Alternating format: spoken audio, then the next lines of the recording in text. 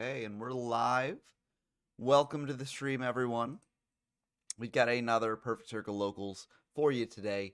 If you caught last week's, this will be basically the same thing. We're going through a single elimination tournament in Perfect Circle format, which is the format based around SJC Orlando of 2008 in January. But it's a really fun format. You look at the Forbidden Limit list, a lot of BS cards are banned here. And, there are some good limits here as well. And yeah, it's just a good format. Very well balanced. Yes, Perfect Circle Monarch is sort of the best deck in the room, but like you look at GOAT format, Chaos Turbo is the best deck in the room there. And, it's still a fun format to play. But yeah. Looks like there's some issues with signing up, but we'll wait for everyone to be signed up to actually start the event. I'm not sure what's going on there. Some weird Discord command stuff, but hopefully things get sorted out there. But yeah, we should be starting once everyone who's expressed interest has signed up, so we'll be doing that soon. But yeah, how are y'all enjoying the day? This fine Saturday. It's around noon EST, so around lunchtime here. I've just been sleeping, mainly. That's what I did this morning. But, uh-oh. What's going on here? Why are they doing that command? Okay, it looks like, people are figuring out the bot. This will hopefully be a minor delay. But, yeah. Also, you might be wondering why the sort of thumbnail of the stream is Baboon, Green Baboon, instead of, like, Perfect Circle Monarch, stuff like Light and Darkness Dragon or Ryza. Main reason is, I did a Baboon burn video for the format, and, I liked the deck. I thought it was cool. And hopefully we see it in this event, or otherwise the thumbnail might be a little bit of a lie. But I think it should still be something that people will likely bring. It's sort of the deck that is not Perfect Circle Monarch that I think people view as having the most legs in the format. Yes, Glad Beast is a deck that people play as well, but that's more because Glad Beast is a popular archetype. I'm not sure if it's because people think it actually is on the same level of Perfect Circle Monarch or not. I love Glad Beast. I think they're very, very cool, but I think it is just sort of like a bit worse than Perfect Circle Monarch in terms of flexibility and what it can do. But once you get the engine going, Glad Beast, you're set up and you can just do crazy stuff. But I think it takes a bit to actually get to that engine. But looks like we got a couple more people joining, so it's exciting. We're getting up above 8. We might get to 10, I think. Let's see. Will we get to 10? I don't know. Right now we're at, if I refresh the challenge page here, we're at 8 right now. And I think there are 2 more people who've expressed interest, so that should bring us up to 10.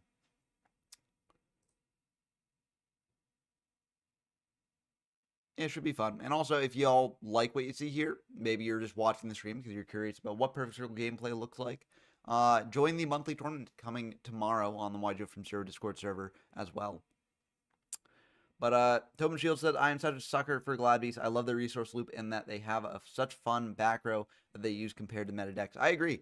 Well, as a kid, I love battle traps. To this day, I still love battle traps, but I acknowledge that in a lot of competitive decks, battle traps are a bit underwhelming. You don't really see too many people playing like Sacrifice of Armor or Dimpriz or anything like that in this format because Ryzen can just spin it back. And so people have shifted to other back row, but listen, I'm a sucker for back row like that. I like battle traps. I like, forcing my opponent into awkward positions when they attack and using them aggressively. And Glad Beasts play a lot of those. So, it's one of the reasons why I think Glad Beast is so fun. And it's a blast to play.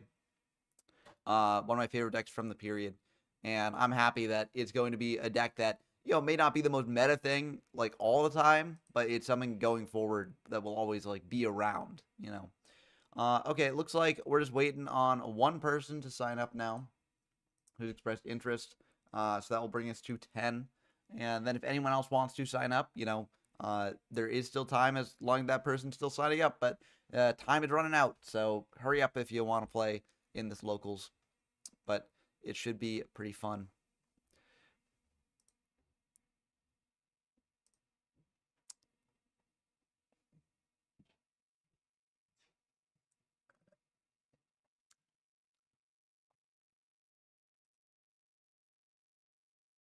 It's always interesting to me when I need to like fill up space in the stream because nothing's really happening and like silence is apparently anathema.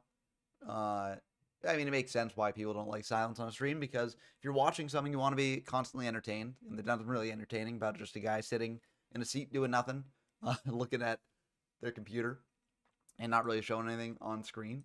But it's kind of interesting. Like I feel like in non-streaming life, just out in the world, silence is actually something that people are still afraid of, but like it's something that is a bit more valuable. If you're with people, you don't necessarily need to be filling the void with conversation all the time, but on a stream, obviously you do because if you're trying to offer entertainment, you want to give people most bang for their buck. You don't want to make them feel like they're wasting their time doing something. So, if they've got silence, they've got time to ponder. They got time to be like, oh, there's something better I could be doing right now. But you just fill up the space with noise and images and things like that. They don't necessarily have time to think about that. So, a bit of a fun thing. Obviously, I'm not. I'm just saying this to fill time until we actually get to the local starting, which should be started very soon. I know it's 6 minutes after the start of the stream. If you're on YouTube after this, you can just skip ahead in the stream to just see sort of when the locals actually starts because we will be starting soon. But in the meantime, I figure we can have this fun talk. Tobin Shields asked, why do you think PC is so strong in this format compared to Zombie? I don't think Loud was meta defining and they don't use Dim Prison. Well, hate to break it to you, I think PC was so strong in Zombie as well. I think Zombie and Perfect Circle are basically like very, very similar power levels. I think Perfect Circle Monarch is the best deck in Zombies. I think it's the best deck here as well. Again, it's not tier 0. You can play other decks and do somewhat well with them. But Perfect Circle Monarch is just so strong that it is just, I mean, it just does so much. It's so flexible. And now that it has Lad, it has like such a good boss monster that I can go into now. Sorry for my voice a bit. It is a bit worn out. I was up late last night playing some Marvel Rivals with some friends. That game has been a lot of fun. Sorry, I just need to change the settings here. Locals 79. Perfect circle. But yeah, I had a lot of fun playing that, but we were up a bit too late. Didn't realize how long it would be. But anyways, I'm going to make this unranked. And there we go. And we are good to start. So I'm going to start things off. Get this party started. And start in the locals. We're going to shuffle the seeds. And there we go. Consistency and draw power is another thing, so yes, that they're very, very good at.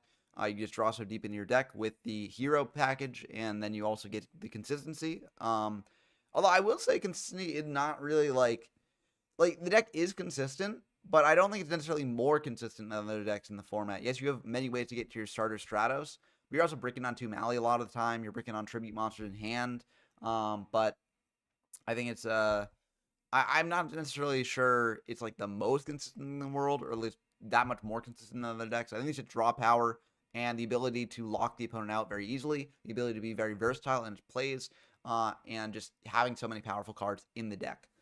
So that's where I think it sort of comes down to.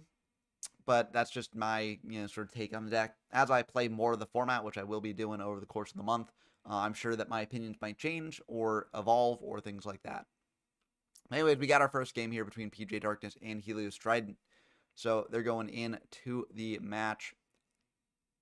PJ going first. And we'll have to see what decks both these players are on.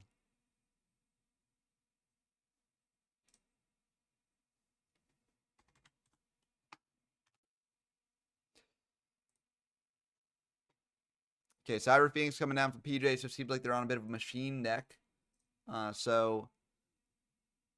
Yeah, machines are somewhat decent in this format.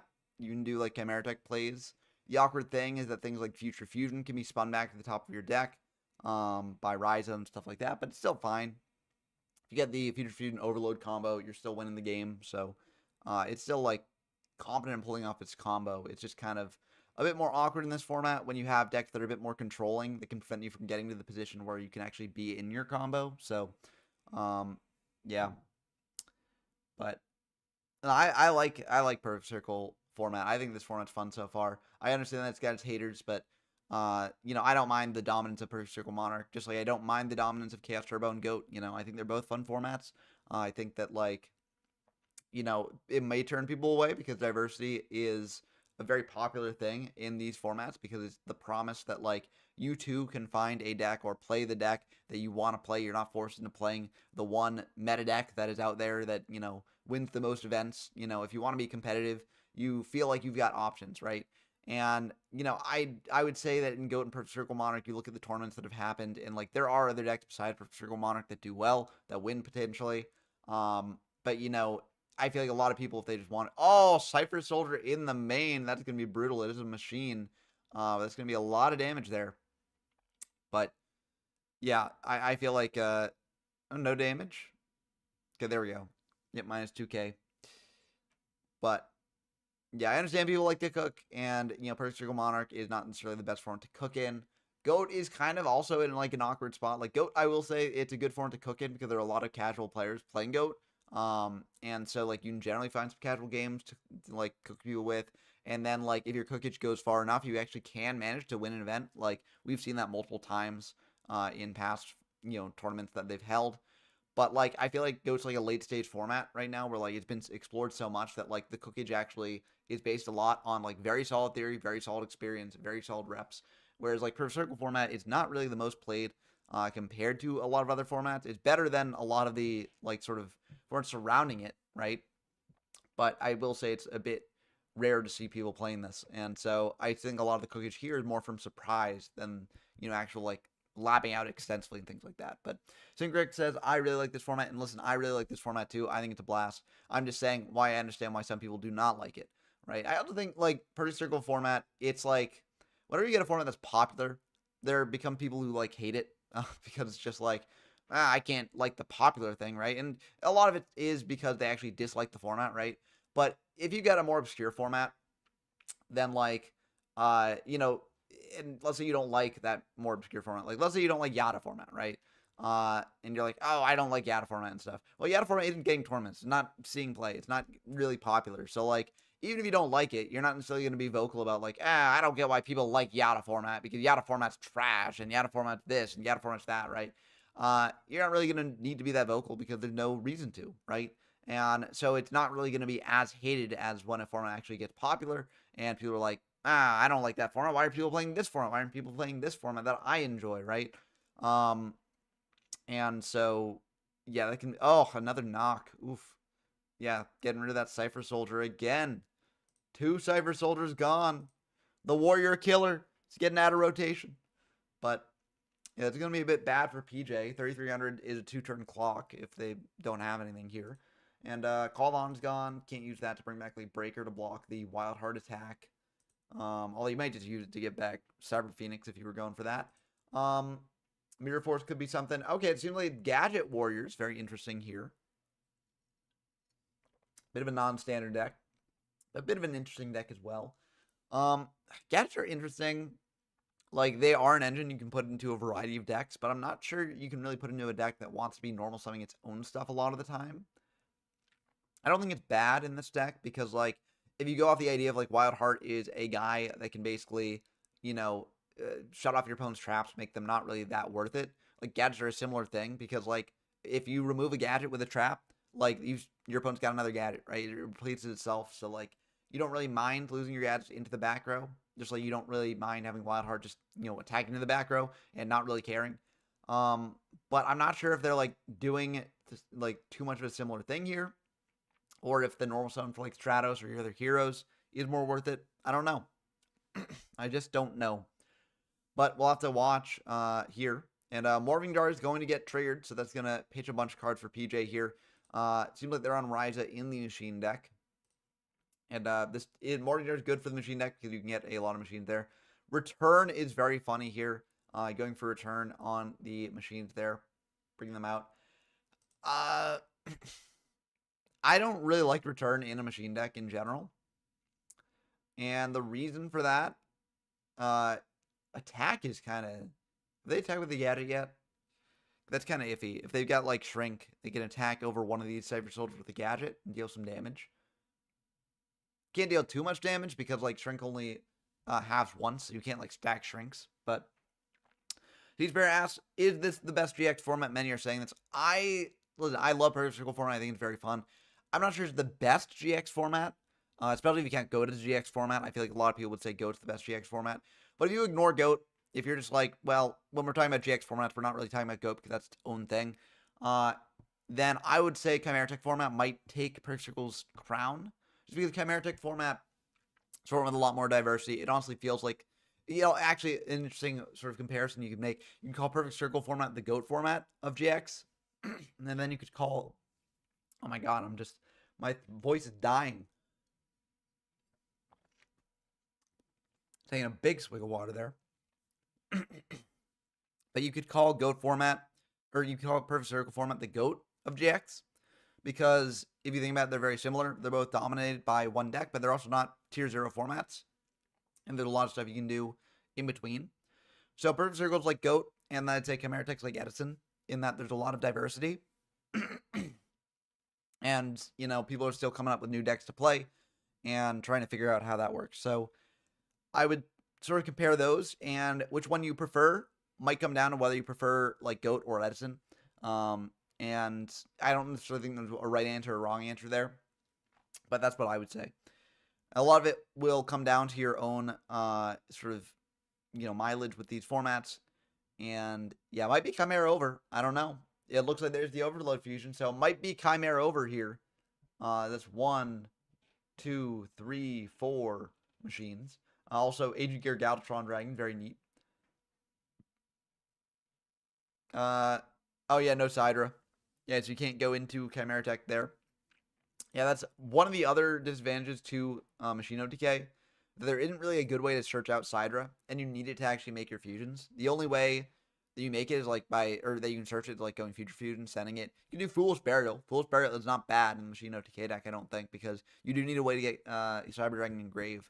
But that's sort of something that Chimera Tech format also has an issue with. If you're playing Chimera Tech format, you're playing the namesake deck of the format. I've been in many situations where like I've gone through so much of my deck and have not found Cyber Dragon, so I can't pull off the Chimera Tech OTK. And I think that is one instance where Dragon OTK actually beats out Chimera Tech OTK. Not saying the Dragons are better than Machine OTK, but I feel like a lot of people just view Dragons as the inferior deck to Chimera Tech, where they're just like, well, this deck is strictly worse, right? You play worse monsters, and you're playing a worse boss monster, and so, Chimera Tech OTK is just the better deck. But I do think that there is some nuance there, right? There are a couple things that Dragons has over Chimera Tech OTK. Dragons are trying to go for 5-headed dragon, which doesn't need a specific dragon to go into. It just needs 5 dragons total. So you just need to sort of fill your graveyard with dragons like Mass Dragon, Troop Dragon, etc. And then you can pull up the 5-headed dragon stuff. 5-headed dragon can't get to the attack heights that Chimera Tech Over Dragon can, but 5k on a body is just good enough a lot of the time. And so, it's very nice to just have out. Also, I will say that like if you bring 5-headed dragon out off of Future Fusion, then it sticks around. You don't have to like do weird Cyber Phoenix plays to try and preserve the Chimera Tech Over Dragon that comes out off the Fufu, right? So that's another nice advantage for the Dragon deck there. And I think they're just like, they're two decks that are trying to do something similar, but they do it in slightly different ways, and different enough that I do think that like, they are distinct things that people should consider for their own merits, But yeah, the more I played Chimera Tech OTK, the more I sort of become underwhelmed by it in Chimera Tech format, because it's like the OTK is stoppable. There are ways of doing that. Also, like, unless you open the God Hand, like, you're not really, like, I mean, you have to play a long, grindy game to actually get to where you OTK, and that gives your opponent time to set up. It gives your opponent time to do things and get out of the situation. So, yeah, I don't know. But anyways, Hydrogeddon coming down here to beat over that Disc Commander. Run from it knew that the Hydrogeddon was around, so they were willing to do this. I mean, the Spies do wall off against the Hydrogeddon, so you don't really mind too much about that. But you're giving your opponent a deck then. You're giving your opponent another body on board, so it is kind of awkward. But it looks like they're going to attack into the set yet again. But it's a Legendary Jiu-Jitsu Master. Let's go. Stopping that attack and putting the card back on top, draw locking Ratos for a turn. That's very, very strong. And maybe one of the reasons why Run from Red was fine, giving them a bit of a deck thin because, you know, Jujitsu Master is sort of an anti-deck thin. But I feel like they didn't have that last turn, or else they would have set it last turn, and they would have just, you know, let the Hydreigon run into it. But we'll have to see exactly what Run from Dead does here. They're in a very defensive position. You don't necessarily want to go aggressive here unless you can actually make something really happen, because TT is a potential card here. You know, Rachel is drawing into another Hydreigon next turn. It looks like they are just going to pass. I think that's fine. Sometimes the best thing you can do is nothing. It's something that is very, very hard to learn and master, like when you need to do that or not. But it is a very, very important skill to know. Like, do I do something here? Do I not? You know? And I understand there's the instinct of always wanting to do something, always wanting to make something happen. But sometimes the best thing you can do is just sit on your position and wait. You know, wait for you to draw something better, wait for your opponent to play into your reactive stuff. And yeah, if you're in a situation like this, you're pretty secure. Lightning Vortex is a card in this format, but not many people play it. But I guess that's something that maybe people will play in the future if people get more comfortable in game states like this. But either way, this is a pretty good position for Run from Red.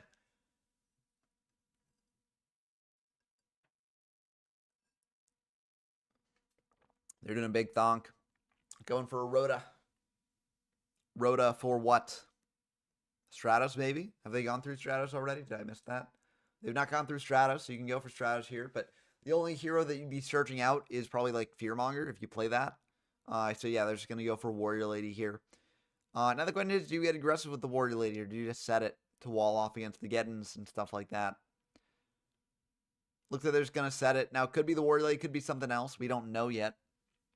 But either way, that set card could cause trouble for a Ratos here. I mean, honestly, if you're Ratos, you might just attack into the Warrior Lady with the Hydreigon, because you've already got another Hydreigon in rotation somewhere. And, like, if your opponent banishes your Hydreigon, you're probably like, well, whatever. If not, it's face up, so now you know what it is for sure. Oh, interesting. Cypher Soldier coming down, so that can beat over the Warrior Lady as well. Honestly, probably best to beat over with that, yeah. Because you run over Warrior Lady. Stratos is not probably going to get summoned anytime soon. And so, yeah, this makes sense to me. But is this a big brain play from Run from Red? Is that actually not the Warrior Lady there? Run from Red thinking, they're like, well, I don't want to waste this Warrior Lady on a Cypher Soldier. But I think it's honestly fine to do so. But, oh, Mirror Force. Okay, 2 for 1. Yeah, that makes sense. When you can get a 2 for 1, generally it's good to do so. I mean, not always. There are situations where you don't want to do that. But, like, a lot of the times, just like, if we don't know any other context, right? You know, it's good to go for the Mirror Force. Call on it here in the end phase, going for a Disc Commander here. That's a bit interesting. That means to me they must have like a Monarch in rotation, because otherwise you would not go for this, because your zones are clogged. Your opponent's got another Hydreigon that they can bring out, beat over the Disc Commander with. So you've got to have some way to tribute that Disc Commander, spin something back. You know, that makes the most sense to me, at least. But, I mean, there is a world where they're just going for the train to draw into a Monarch. But I feel like there's got to be a Monarch here.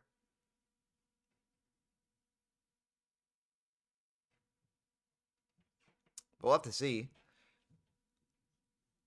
If there is a Monarch, you could also argue that you should save it for, you know... Oh, they get a Demock. Okay, yeah. Or Light and Darkness Dragon. That's even better. Yeah, Light and Darkness Dragon is pretty cracked here. Yeah, Demock would not... Well, Vortex. Oh, speaking of Vortex, they've got Vortex, so... But Light and Darkness Dragon, that's going to be very annoying for Ratos to deal with here. Question is, do you get more aggressive with your DD Warrior Lady as well? And it looks like Marshmallon's going to activate damage. Now, the Light and Darkness Dragon will negate the Marshmallon, so they will not take damage from that, but the Marshmallon will still stick around, because Lad does not negate and destroy, it just negates. And that actually puts Run from Red in a really awkward spot, because what you do ideally is you'd attack Warrior Lady into the Marshmallon to clear it, but you can't do that because the Light and Darkness Dragon will actually negate the Warrior Lady effect. So now you're in an awkward spot. Light and Darkness Dragon will also pop everything on your board once it's destroyed. So, like, this is going to be pretty bad for Run from Red, I think, if Ratos can play their cards right here. And situations like this are why Purge Circle Monarch is a very tough deck to play. You know, if you're like playing the deck perfectly, the deck is like crazy. The deck is cracked. Like, the deck seems unstoppable. But if you wind up in situations like this, right, where, you know, you've done some powerful stuff. I mean, Run for Red drew 2 and summoned an Omni Negate, right?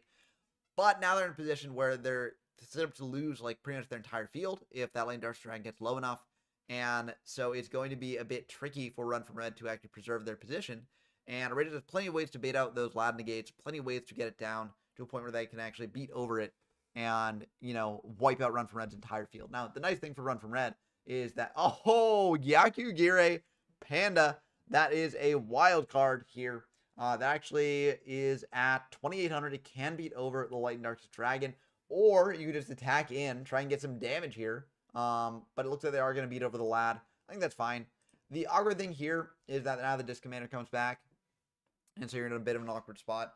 I think, honestly, you could keep up the lad for your opponent, and then they are just forced to, be in a very awkward spot here. But it looks like that set was Fearmonger, so the bait was real.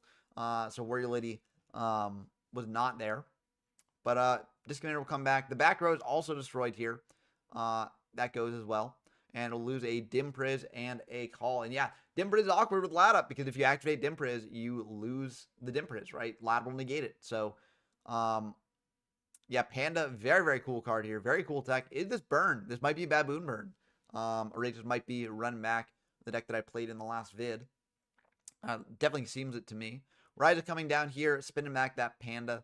Yeah, Panda isn't the best card here. But yeah, Ryza also attacking into the set monster. What is it? Is it Duskwall? That would be pretty good here. Rat is also pretty good. Gets the Panda off the top of your deck. You can go for Grand Mole here if you want to. And there's the Baboon. The Baboon, the thumbnail was not a lie. We've got a Baboon here. Let's go, Baboon Burn. This is really cool. I like it a lot. I think, so Burn, I'm very hit and miss on a bunch of different formats. There's some formats I like it, some formats I don't. And Baboon Burn is the type of burn deck I like, where it can really get aggressive. So, you're putting pressure on multiple axes, and you've got the inevitability of just drawing your burn cards if you've gotten your opponent low enough. I really like that style of burn deck. I like it in Yugi Kaiba, which is kind of wild to say, but that's what Yugi Kaiba, the burn deck does there. You try and beat down your opponent and then activate your burn spells to just, wipe them out. Phoenix Wing is going to be pretty good there, especially pitching a frog. But there are things that Outrageous can do here. Not necessarily things you want to do. I think you can go into Lily here if you want to. Crashing Rat into the Ryza and then bring out Lily and attacking in. But, you're taking a lot of damage there. You're taking 3k. And your Baboon needs to pay 1,000 to come out. And, yeah. But let's see what Run for Red does here. They're going to bring back that frog. If they get another Ryza, they can spin back something else, get that Baboon 2 cards down. They can also attack into the Rat and make Outrageous shuffle up their deck, not getting that Baboon back. That's also a very good option. But Outrageous could have some cards here that could complicate that a bit. I don't know, very tricky spot to be in. The Marshmallow is also, capping Run from Red's damage potential here. Yeah, very, very tricky spot. What will happen? Who will prevail? Baboon or PCM? The age-old question. Warrior Lady coming down, so Warrior Lady can banish the Marshmallow. I feel like it's going to go for them. Oh, it's going for the Rat. I would not have done that. I would have gone for the Marshmallow. I feel like you don't care if you attack over a Rat and they get out a Beast, because Baboon's not in rotation anymore, and this gets Baboon out of rotation if they want to get value off the Rat. So I feel like what I would have done there, just summoned out the Warrior Lady, attacked into Marshmallow, banished that, and then attacked over the Rat with the Ryza. Or actually, probably the better order, attacked him with Ryza over the Rat, and then attacked him with Warrior Lady into the Marshmallow. Just put your opponent in a really tough spot. So, yeah, I mean, there are things they can get, like Lily if they want to, but, yeah, I mean, they had Shrink, so I guess Shrink would have allowed the Rat to withstand the Ryza, but, either way, you're getting a bit more information there. And, yeah, I don't know. I feel like it's a bit of an awkward spot to be in. Of course, Outrageous now has Baboon in hand. We know about that now, so if you kill another Beast here, you're in a bad spot. But, I mean, the reason why Hydra gets in this deck is because you're up against Perfect Circle Monarch, and you, beat over their Treeborn Frog, you beat over their Disc Commander, you beat over a lot of stuff in the deck, and you get value off it on top of it. So, that's why people play Hydra in Baboon, right? It's generally a side deck card, but, that's the reason when you play it. In playing Baboon Burn on, for the video I did, I never really brought in the Hydra. I felt like it was a very underwhelming card overall. I felt like there were other cards that I wanted more. But, I mean, I get the theory behind it, right? I get why people play it. But, Yeah, they're invited to the Panda Burn party, exactly. So, you know, they're just here having fun. They're chilling in the deck. I feel like if you're Run from Red, you spin back the Hadrigen unless you have exactly knock because, frankly, like you don't want your opponent resetting Marshmallow on you taking 1,000 more damage, right? So I feel like you just spin back the Hadrigen. Yep, there we go. And then the Rise attacks over the other Hadrigen. And now Razors have a dead Hydreigeddon here. Unless they draw into an Avarice, Avarice can reset the Geddons. Another reason why you could play the Hydreigeddon, because Avarice is very good for this deck. You know, you go for your Rescue Cat play and you pop off, and then you can Avarice back all those cards in to do it again later. But yeah, if only they were beasts for Baboon, exactly. They're dinosaurs, not beasts. So not the right beast, not the right time period. They were born too early to synergize with Green Baboon, Defender of the Forest. Okay, there we go. Exiled Force for the Marshmallow, so they finally do have a way to clear it. That's probably why they attacked the Warley into the Rat. But, Cylinder is going to be brutal here. 2,400 damage coming in. And dealing a major blow to Run from Red. They're at 4,700. Panda off the top is very good here. You go Panda attack into a Ryza, and then you've got Panda for your Baboon. But yeah, here's the Avarice, as I mentioned. So the Hydreigens fuel the Avarice. You can also do a crazy play here where you summon out Geddon, and then you just bring out 2 more Geddons by attacking over those trios. But like, I feel like you don't want to do that. I feel like you want to just save the trio tokens for like for the Panda, right? That makes sense to me, especially because you want the Panda in rotation for your Baboon. But if you're in a desperate spot, you can just go Hydreigen, run over all their tokens, just have 3 monsters, and just be like, well, your turn now. But yeah, Rat off the top's good here. Panda off the top's good. You've got like basically 5 good beasts here. You've also got Rescue Cat. Like, you got a lot of different good draw options here for you to go into. It seems like Outrageous did not draw into them though, because I feel like if I drew Rat, I would just summon out Rat, crash into Ryza, bring out a Panda, attack over the, and also Baboon probably, attack over the Ryza, attack over a token, do stuff like that, right? I feel like I'd probably do that, but I don't know. Maybe Outrageous is playing a different game here. Maybe they've got other cards in hand that makes them want to be a bit more defensive here. But yeah, Frog is a very risky proposition here. Because if the Frog sticks around, then, Panda attacks over Frog, and that's a lot of damage. Looks like they're not going to go for the Frog. I think that makes sense. They're going to go for this Breaker, popping a Heavy Storm. So that's a bit good for Run from Red. They know that they can just set a bunch of back row. But with a Frog in rotation, probably don't want to do that. Reaper walling up against that Breaker, and that's going to be a bit awkward for Run from Red. Now they're in a tricky spot. Also, Rat crashing into Breaker, that's a lot less damage that Outrageous needs to take if they want to go for, Baboon into Panda, into all that stuff. So, yeah, I feel like that is looking pretty good for Ratos here. And also Run from Red zones are clogged. Let's check how many Rises are in Grave. Lily's also a good card here. Lily can attack over the Breaker, deal a bunch of damage that way. They do drop down to 4,000. They've only got 1 activation of Lily left. But this will be 1,800 damage, dropping Run from Red down to 2,900 damage. If the Rise attacks into the Lily, that's going to be 1,000 more damage that's coming down. And then those Hydreigens can deal 900 damage basically instantly whenever they need to. Unless you draw into another Hydreigen, which would be awkward, but has happened before. Okay, looks like there's going to be a Demock coming down. Okay, Demock for Vortex is pretty good here. Dropping Ratos down to 1,200 after all is said and done. But again, there are ways for Outrageous to come back from this. This is pitching a card from hand, so Run from Red has 1 unknown in rotation. Outrageous has 3. 1,200 also still enough for a Baboon play, but the Demock is a bit annoying here because Demock banishes, and so you won't be able to pull off a Baboon off of a banished monster. So like the ideal thing would be, if the Demock didn't banish, what you could do is summon out Gakugiri Panda, crash into the Demock, and then bring up Baboon, but you can't do that here, so... Breaker coming down for that back row. That's a bit awkward because this is, if the Breaker does not stick around, this is going to be lethal damage here. So Riz has to have some way to stop the Demock from coming through, or at least some bluff to stop the Demock from coming through. Or they did this for information, just being like, I want to know what that back row was, so let me see. But MST, pretty good value off trading with Breaker. Bit of an awkward card set under Frog, but Outrageous probably figured, like, well, they wouldn't set MST or something under Frog, so it's probably some real thing that they want to use.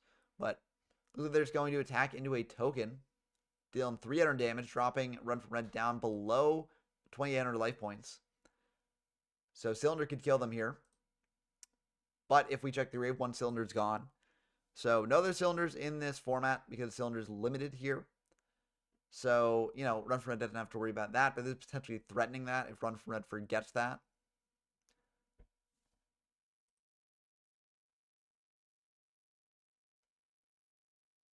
Okay, it seems like PJ lost against Helio Strider, so Helio Strider will be moving on to the next round there. But we'll jump into some other games here. I mean, this game's just been very intense. I've been transfixed, But yeah, that average could be good. Getting back some good stuff into the deck. Drawn 2 more. Lad here would be pretty killer for Run from Red. Because what you can do is you can Lad over the Demok and the Frog. And then attack over the Breaker. And not have to worry about that back row. So yeah, this is a pretty good situation for Run from Red. You're going to draw 2 cards here as well. What will they get? What will they get? Is it something that can allow them to get over that Breaker without fear? Is it not? I don't know. We'll have to find out. Rhoda, pretty good. You can go Rhoda for, I don't know. I don't really even know what you want to go for here. Stratos, just to get a search. Like, why not? Deck then more. Force is fine too. I guess Shrink is a problem. Yeah, Shrink could be a problem, but I feel like I just probably want to. Oh, I guess going defensive with the Shrink also makes sense, but like, I don't know. It's a risky proposition to not go aggressive with the Shrink there. But anyway, that Force is going to be the end of that game, and they're going to go on to the game 3. Let's check in on Dumptruck versus Helio. So actually, Dumptruck also managed to win there, I think. Blazon56 asks, is the PC meta evolving a bit? I don't know for necessarily the point to say that. I think the PC meta, like, it's tricky because PC is still a relatively small format, even though it is one of the more popular GX formats.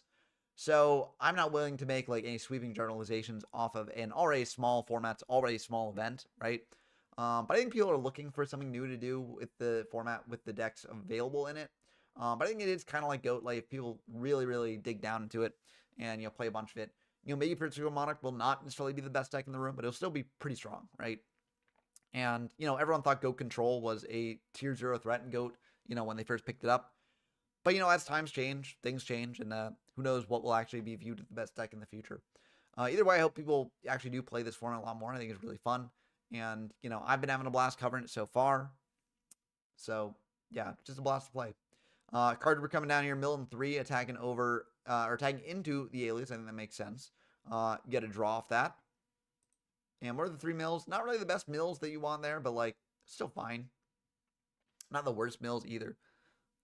Fisher for the Spy. That's going to be pretty good. The limited Fisher. This card's so powerful it had to be limited. Yep, as Dumptrick said, the 1 of 2 powerful. It is too powerful. It cleared the Spy. And now that, they're getting in for 2,500 damage. Too strong. Green Gadget coming to hand. 2,500 attacking in. Bam, 12. Bam, 13. That's what Gadget does. They run you down with these little gadgets here. Attacking in bit by bit. Chipping away at your life.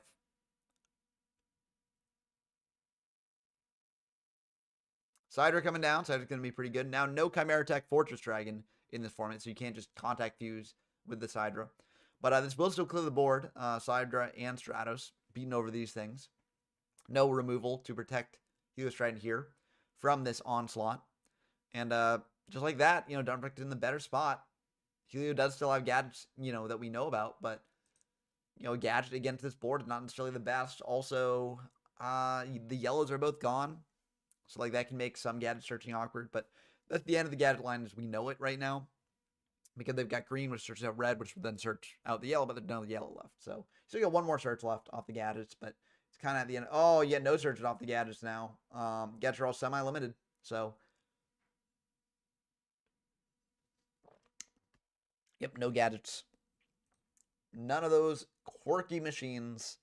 And that's going to be very unfortunate for Helio. So they've got a red and a green that we know about. So, yeah. Yeah, it's going to be rough. I mean, that backward's got to be something good. Got to be like Mirror Force or something. No, Mirror Force is gone, so it can't be Mirror Force. So, oof. In a bit of a rough spot. D-draw as well to pitch the Disc Commander to draw 2 more. It's looking kind of over for Helio here. But, you would never want to count someone out. Oh, no. Yeah, Fiend Moonblast spinning back that back row. That's not looking good. Uh-oh. Contributing for a Ryza. Oh, no. Oh, spinning back the worthless gadget. Oh, no. Yeah, that's the end of the game. That's one of also the downside of gadgets is that, like, Ryza is so good against the deck. You spin back a gadget, they draw into that gadget next turn, and it's just like their hands bricked on gadgets, right? So that's kind of brutal there. We got Splevin versus Morbid Obesity here. Let's check how this game's going. So is this the second round as well? Or yeah, okay, so Splevin beats Scout. I should have featured the Scout game. It was probably the Banished deck, which is very cool. But anyways, we still have this game, so we can watch this one.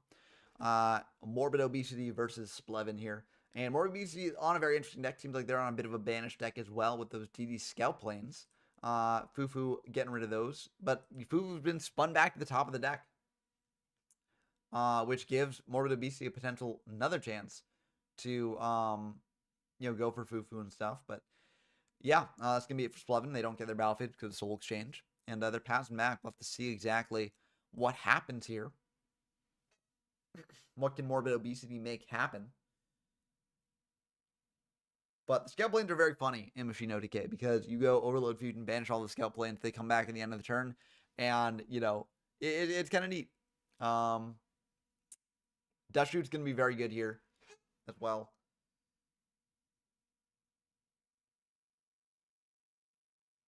Okay, MST, Call, Limiter, Demock, Breaker, Exiled. Oh, wait, I misunderstood the sequencing of events last turn. What happened was the Sangam was tributed for the Ryza. So Ryza spins back. Actually, I don't know if it actually works in that order or not. Because normally, like, if you tribute... Like, there are weird things with, like, Seagawk rulings in these old formats. So, normally if you tribute a Sangan for your own Monarch, like, the Sangan effect, I think... I forget which happens for the Sangan or the Monarch.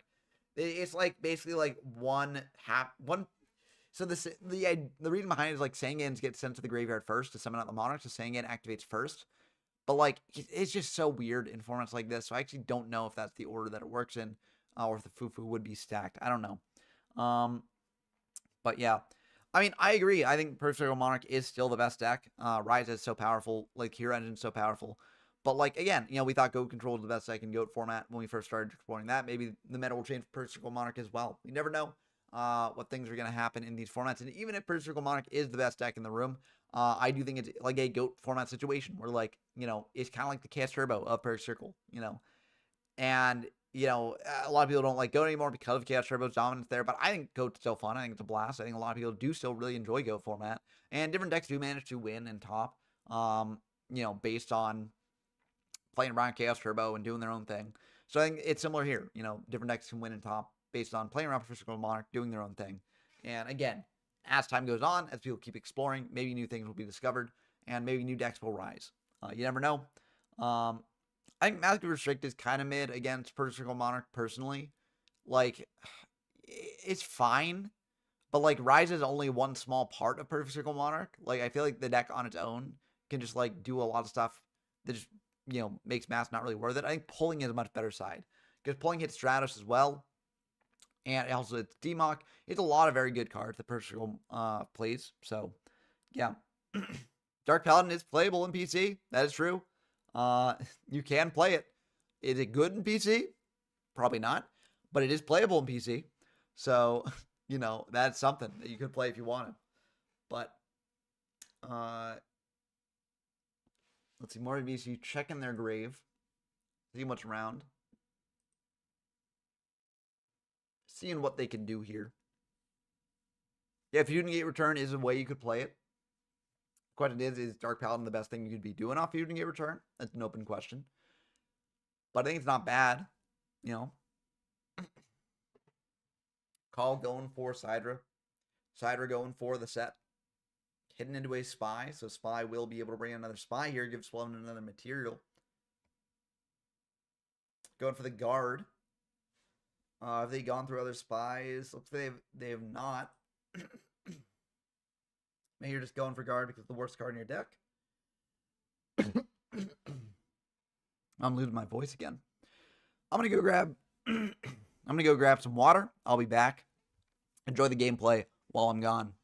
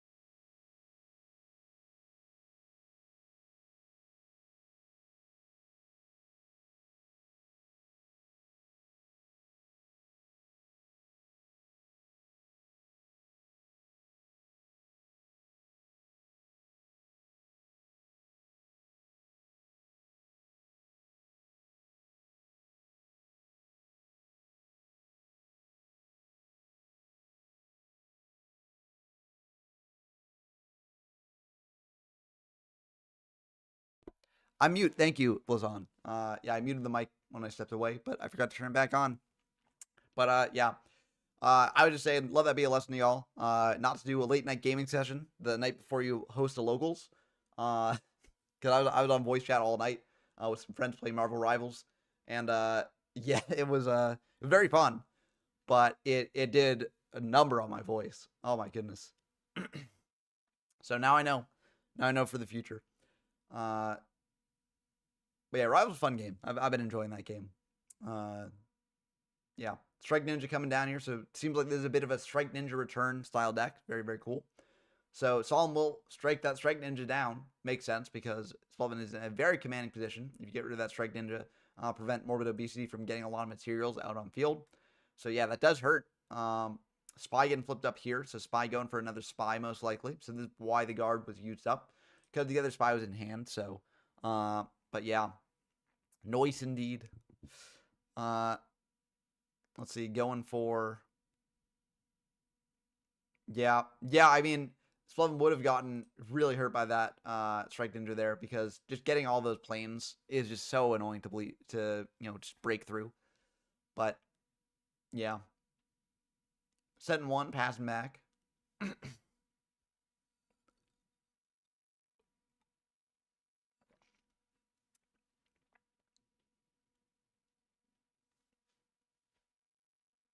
And I don't know how morbid obesity gets out of this one. This is lethal on board if they don't have anything. There are some things that they could potentially do. If they got another Strike Ninja, I mean, that's obviously very good. Yeah, Strike Ninja is kind of cracked here. But yeah, no Strike Ninja there. So that'll be it for morbid obesity and Spelvin game 1. Let's dive back into some other games here. We got Dump Truck versus Helio. Is the... Okay, it looks like... Aratos has won against Prada and will be facing the winner of Dump Truck versus Helio. So it's just Dump Truck and Helio versus Child obesity versus Spelvin. So let's dive into that one here. So it's 1-1 now. Both players are playing their darndest. But Dump Truck does have the Stratos and Disc Commander. They've got a Mally Engrave as well. So they do have some extension later. So yeah. Looking pretty good here for Dump Truck. Breaker comes down. Breaker gonna break that back row maybe. Nope, just attacking over the Stratos. But Mirror Force dealing with the Breaker. Oof. I mean, either way, Breaker trades with the Stratos. So like, or trades with a card.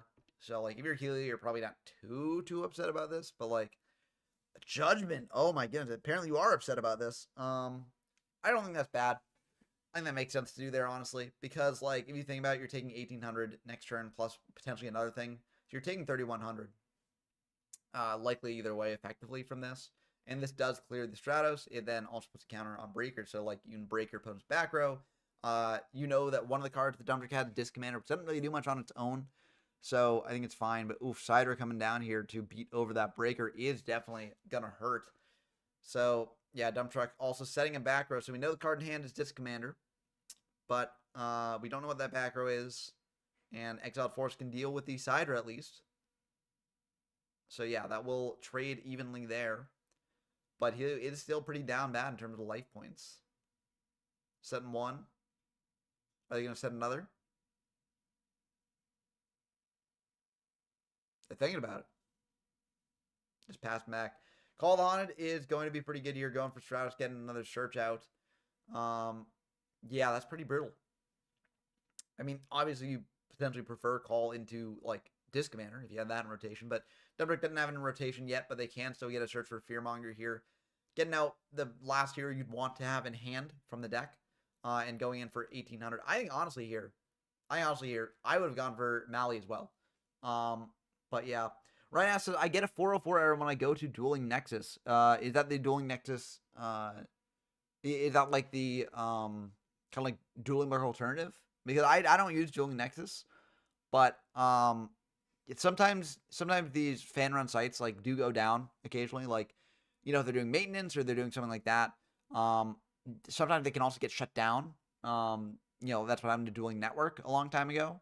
So yeah, I mean, I would say, like, I'm sure people will be talking about this like in the coming days if it's actually a big thing. I would say try again at a later date and or not a later date necessarily, but just a later time maybe. And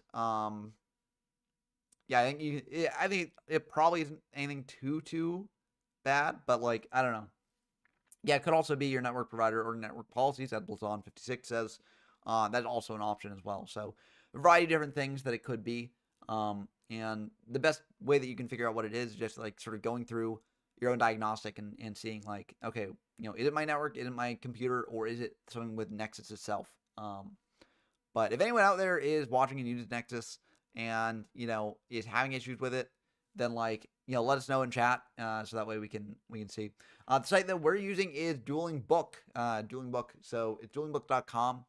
And it's a very, very useful site. It's a manual simulator, and it's very good. So, yeah, so Mally into the Fearmonger, and that's going to be the game.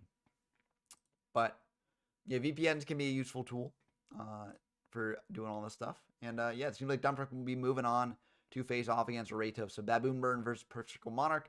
And we still got the Childhood Obesity versus Splevin game as well. So, will Splevin triumph over Child Obesity? Only you can tell. We'll have to find out. Yeah, VPN. I think honestly VPN should be fine, but I guess some sites can have issues with them. I guess I don't know. But yeah, I think it's best to be using a VPN, so that probably isn't the issue. I don't know. I'm not a tech or IT guy, so yeah. A VPN actually could block dueling Nexus. So that's also something they could potentially do. Yeah. I guess they could view it as like malware or something like that, or a malicious site. But yeah, I'm not a tech guy, so take everything I say with a grain of salt. But yeah, see if it works without it. And hopefully that helps. By the way, yeah, because dueling Nexus, like whatever way you want to play Yu-Gi-Oh, it's just best to play it, and I'm happy whenever anyone plays on any of the services that they've got for it. This is going to be pretty good. Going for Fufu for Over Dragon, sending a bunch of machines here. Are they going to, send everything? Or are they just going to send those scout planes in a Sidra? I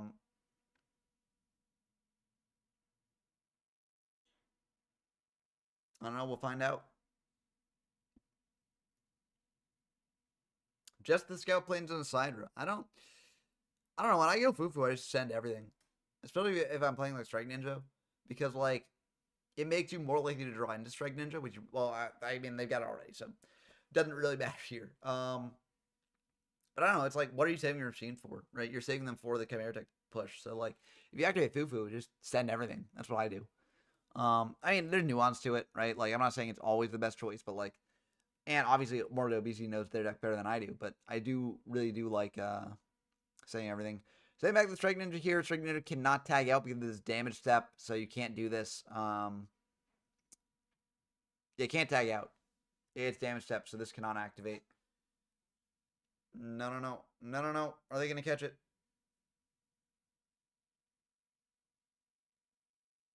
Do I need to send something to someone? Okay, good. Splevin's typing. Thanks, Splevin knows. Come on.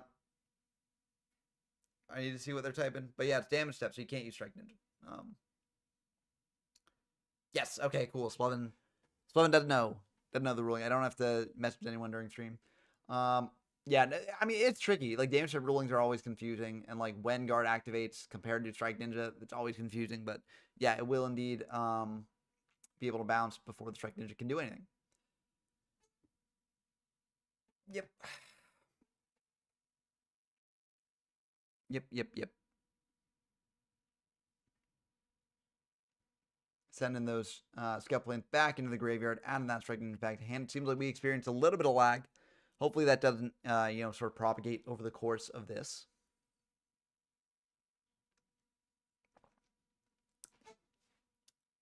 Yeah, 7-1. And then probably pass him back. Yep, pass him back. There we go.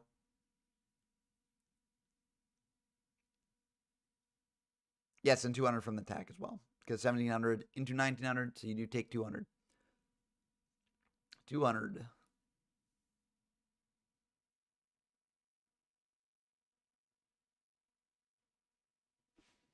Oh, we missed the game between Clemexons and Jimbob as well. So whoever wins this will be facing off against Clemexons here.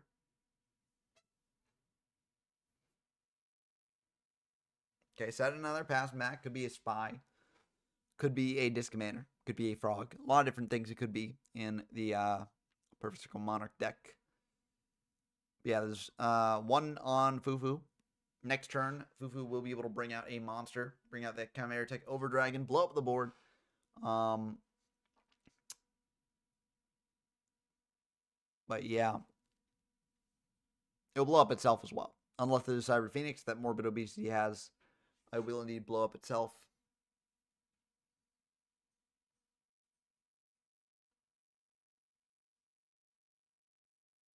They're thinking. They're thonking. I don't need to just bring out Strike Ninja. Going for a play with that. Overload Fusion. Okay. That's going to be pretty decent here. But again, you know, it's like if you send all the machines, then you've got a huge Chimera Tech Over Dragon. As opposed to just having like one that's kind of meh. It's like okay. It's like a decent size. 1, 2, 3, 4, 5 machines total. Are they not going to banish the Dekoichi? No, banish the Dekoichi as well. No. Chimera Tech blows up the board anyway, so like you want to banish the Dekoichi for the effect because it's from field or grave, so you can indeed banish the Dekoichi. Buff it up to 4,000. Just a bit of a bigger body. But yeah, bottomless will hit it anyways. But like, yeah. It doesn't really matter. Ace this gets another darken rotation for you, but the board does get blown up. Yeah, they do indeed lose their board here.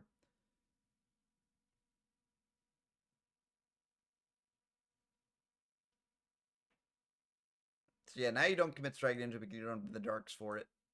So, yep, there it goes. The beautiful field gone. No, not the pulling. Damn. Rough. Rough stuff. No normal sums happened yet, so you can normal sum something. But Cider also works. So the Chimera Tech blowing up the field is actually a pretty good thing for Morbid PC here. Going for that Cider. Cider attacking in to either the set or the guard. You're attacking to the guard. I think that makes sense. But yeah, Morbid needs to go back to Dueling Academy, but his deck is right on the money. I mean, I like Machino DK. I'm not sure if it's the pick in Perfect Circle format. I don't know if his deck is on the money. But yeah, I mean, it's tough knowing all these rulings. It's a bit tricky, especially if you're in locals, if you're on camera. You know, it's tricky keeping everything straight. But yeah, why would you name yourself something like that? I don't know. Maybe they're morbidly obese. I don't know. The Discord name's childhood obesity, so maybe they started out as a child and now they're just a morbidly obese adult. I don't know. That's what I assume. Going for Gold Shark for Brain Con. I guess you don't really have the Scalp Planes to banish from the deck and get value off that. But Necrophase isn't a bad option in this deck. Not gonna lie. I mean, it might be bad if you banish like Overload Fusion or something, but yeah. He runs Dark Jinzo TK. He can do whatever he wants. That's true. If you play deck this based, you're allowed some leeway in your name and all that stuff. But yeah. Yep, and they do need to get the Scout Planes. Scout Planes do come back. That's the power of the Scout Planes. But they are in phase of attack position, so, you know, Hydreigens go pretty crazy here. It's 2,400 off a Hydreigen. Trading with 3 cards on board. And a note, Scout Plane is mandatory. So,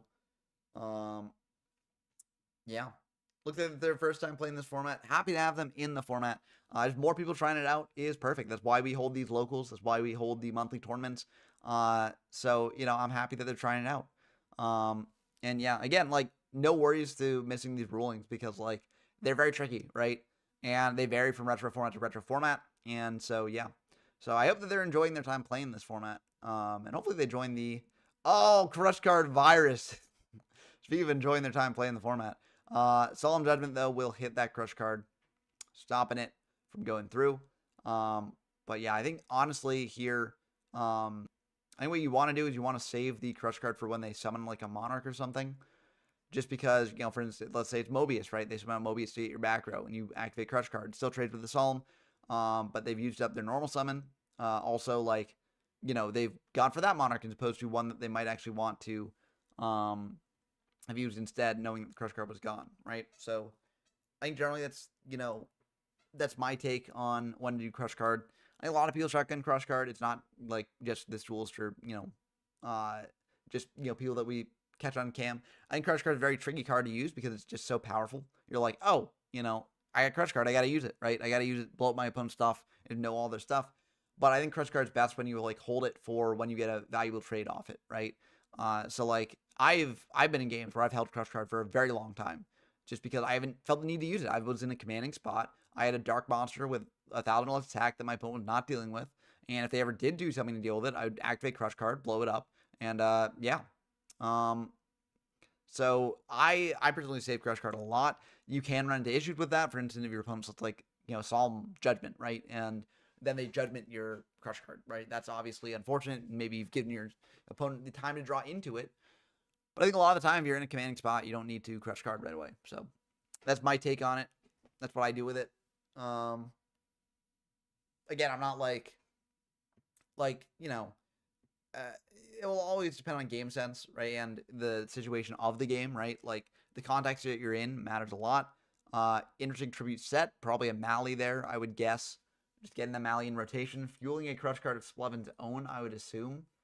The interesting thing here is that Splevin actually might want to shotgun the crush card now if they've got crush card. And the reason for that is that if morbid just summons out Strike Ninja, right, that can dodge crush card by banishing itself. So that is an awkward interaction with crush card. Of course, you might not really care about that too much, but it does get out these scale planes in rotation, which you don't necessarily want.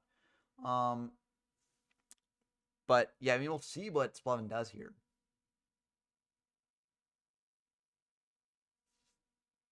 They're thinking. Or his obesity's thinking.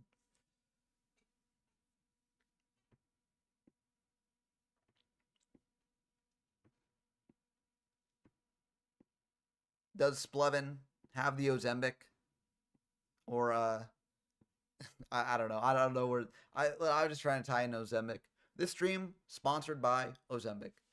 It's not sponsored by Ozembic, but that'd be crazy if I got a sponsorship by Ozembic. I'm not sure if I would accept that sponsorship because Ozembic is like kind of shady. Not gonna lie.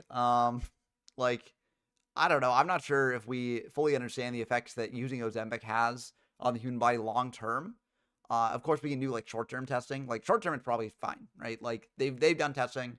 They've come out with it's safe and all that stuff. So short term, probably fine. But like long term, if you're like constantly using Ozembic, I don't know how that affects the body and what it does for you. But I mean, I'm not a biologist or a pharmacist or a medical professional, so I don't know one way or another. So I do trust the experts on this relatively, but also at the end of the day, like there's some things we can't know, right? Until long term has happened, right? So yeah, I don't think I would accept a sponsorship from Ozembic. Even if they paid me a lot, I don't think I'd do that. But yeah. Oh yeah, the South Park special is very funny for Ozembic. For everyone's using it. Yeah, I mean South Park is like a lot of people have their issues with South Park. I get that. South Park is gonna be polarizing. There's some episodes of South Park I don't like.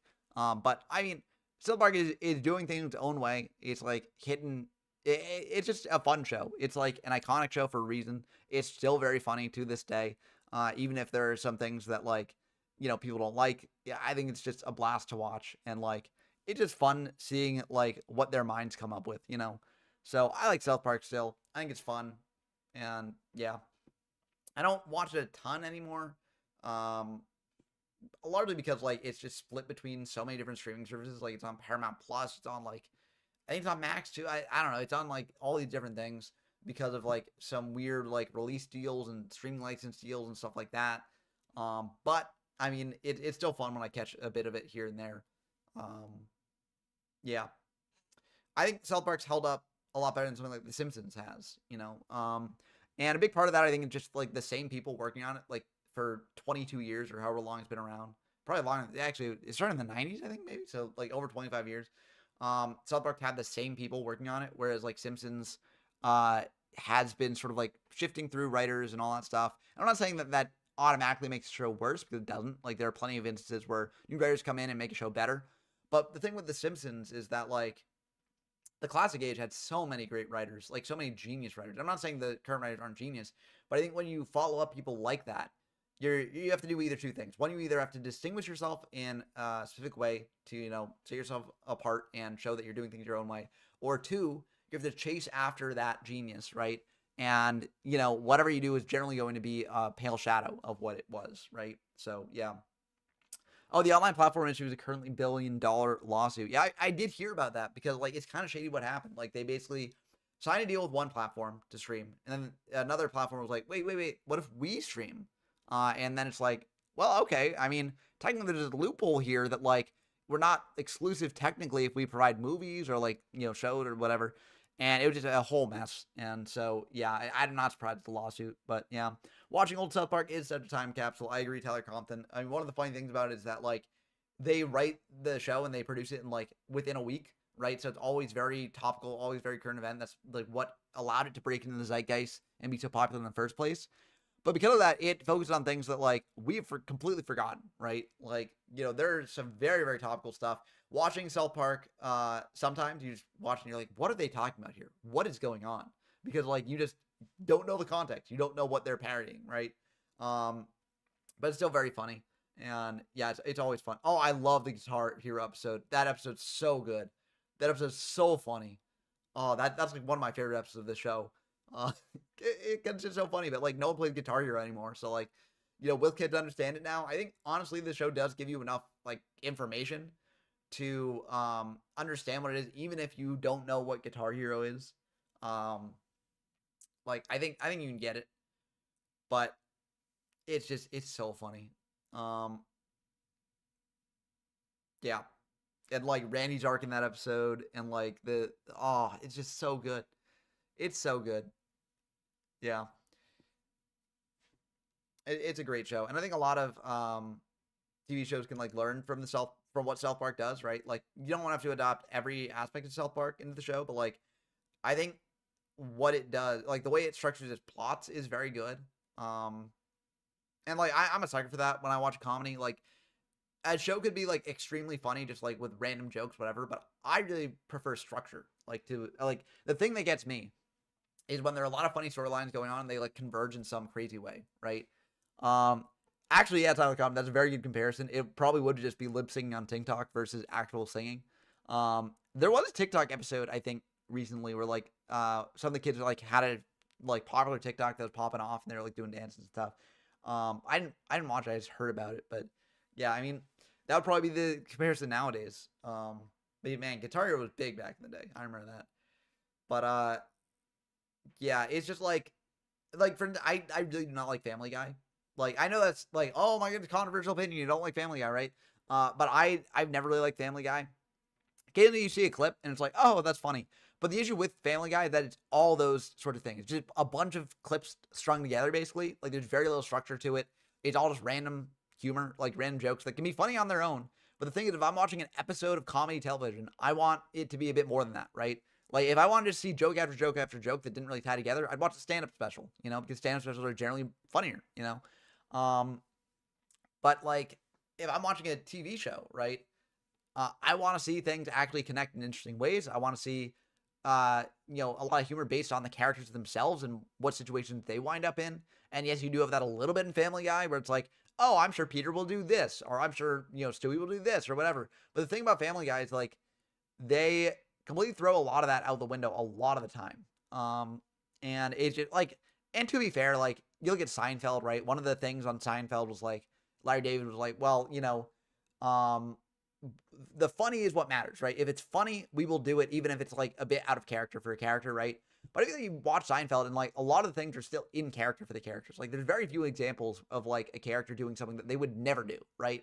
And I think that's because the show constructed their plots very well. The character archetypes were very good.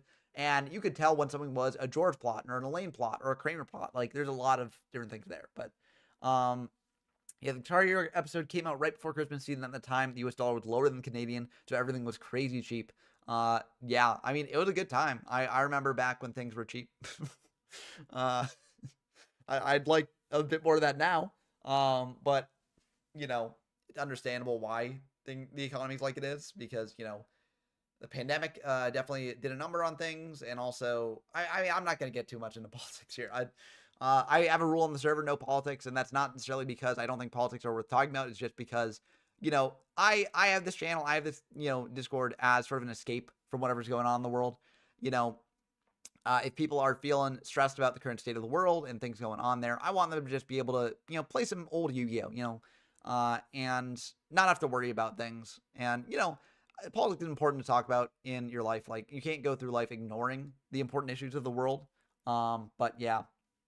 I mean, that is true, Blazon. It's not politics, it's economics, but I will say everything is politics, actually. That's the paradox of having a no politics rule on the Discord server, is that, like, people can be talking about something, and it's, like, not something that is necessarily inherently political, but it can be actually inherently political just because of the current climate, right?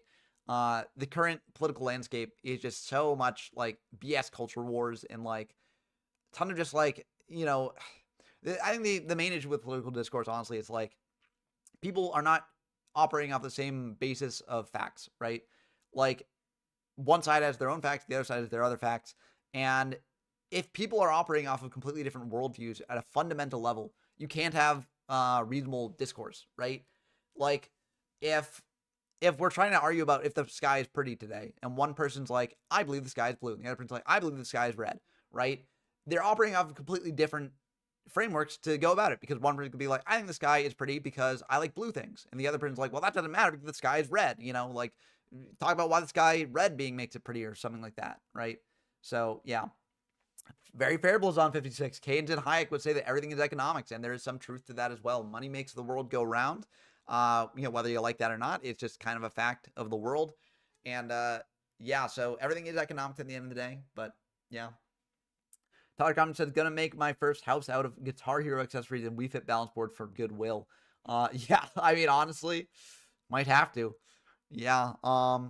Good thing is you get a lot of exercise on the balance board, doing all those Wii Sports and all that stuff. Wii Fit. I used to love Wii Sports as a kid. I would do the Wii Fitness age all the time. And I'd be like, oh, that's funny. It pegged me as like a 20-something-year-old. And now as a 20-something-year-old, I'm like, oh, no. I'm older than my Wii Fitness age. Oh, the existential dread of that is just brutal.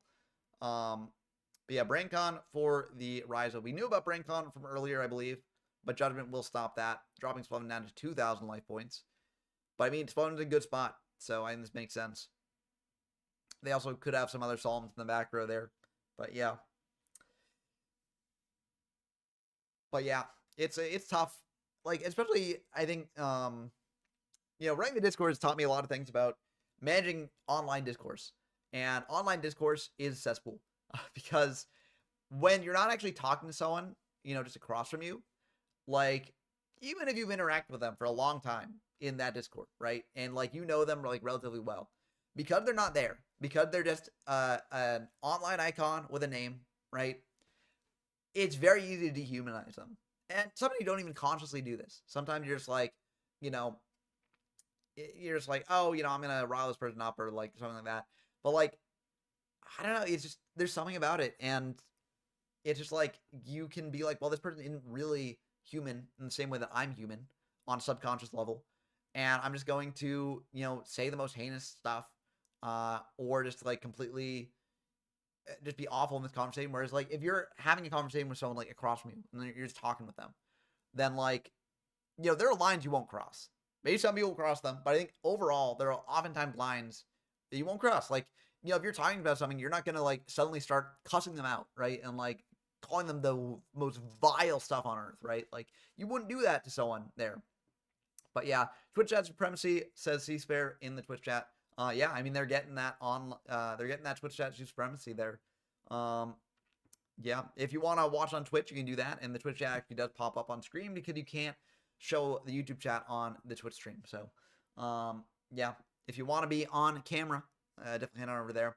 Although I would like opinions. Like, do people think I should continue to, Limiter is okay here. Get the draw in, so that's kind of nice.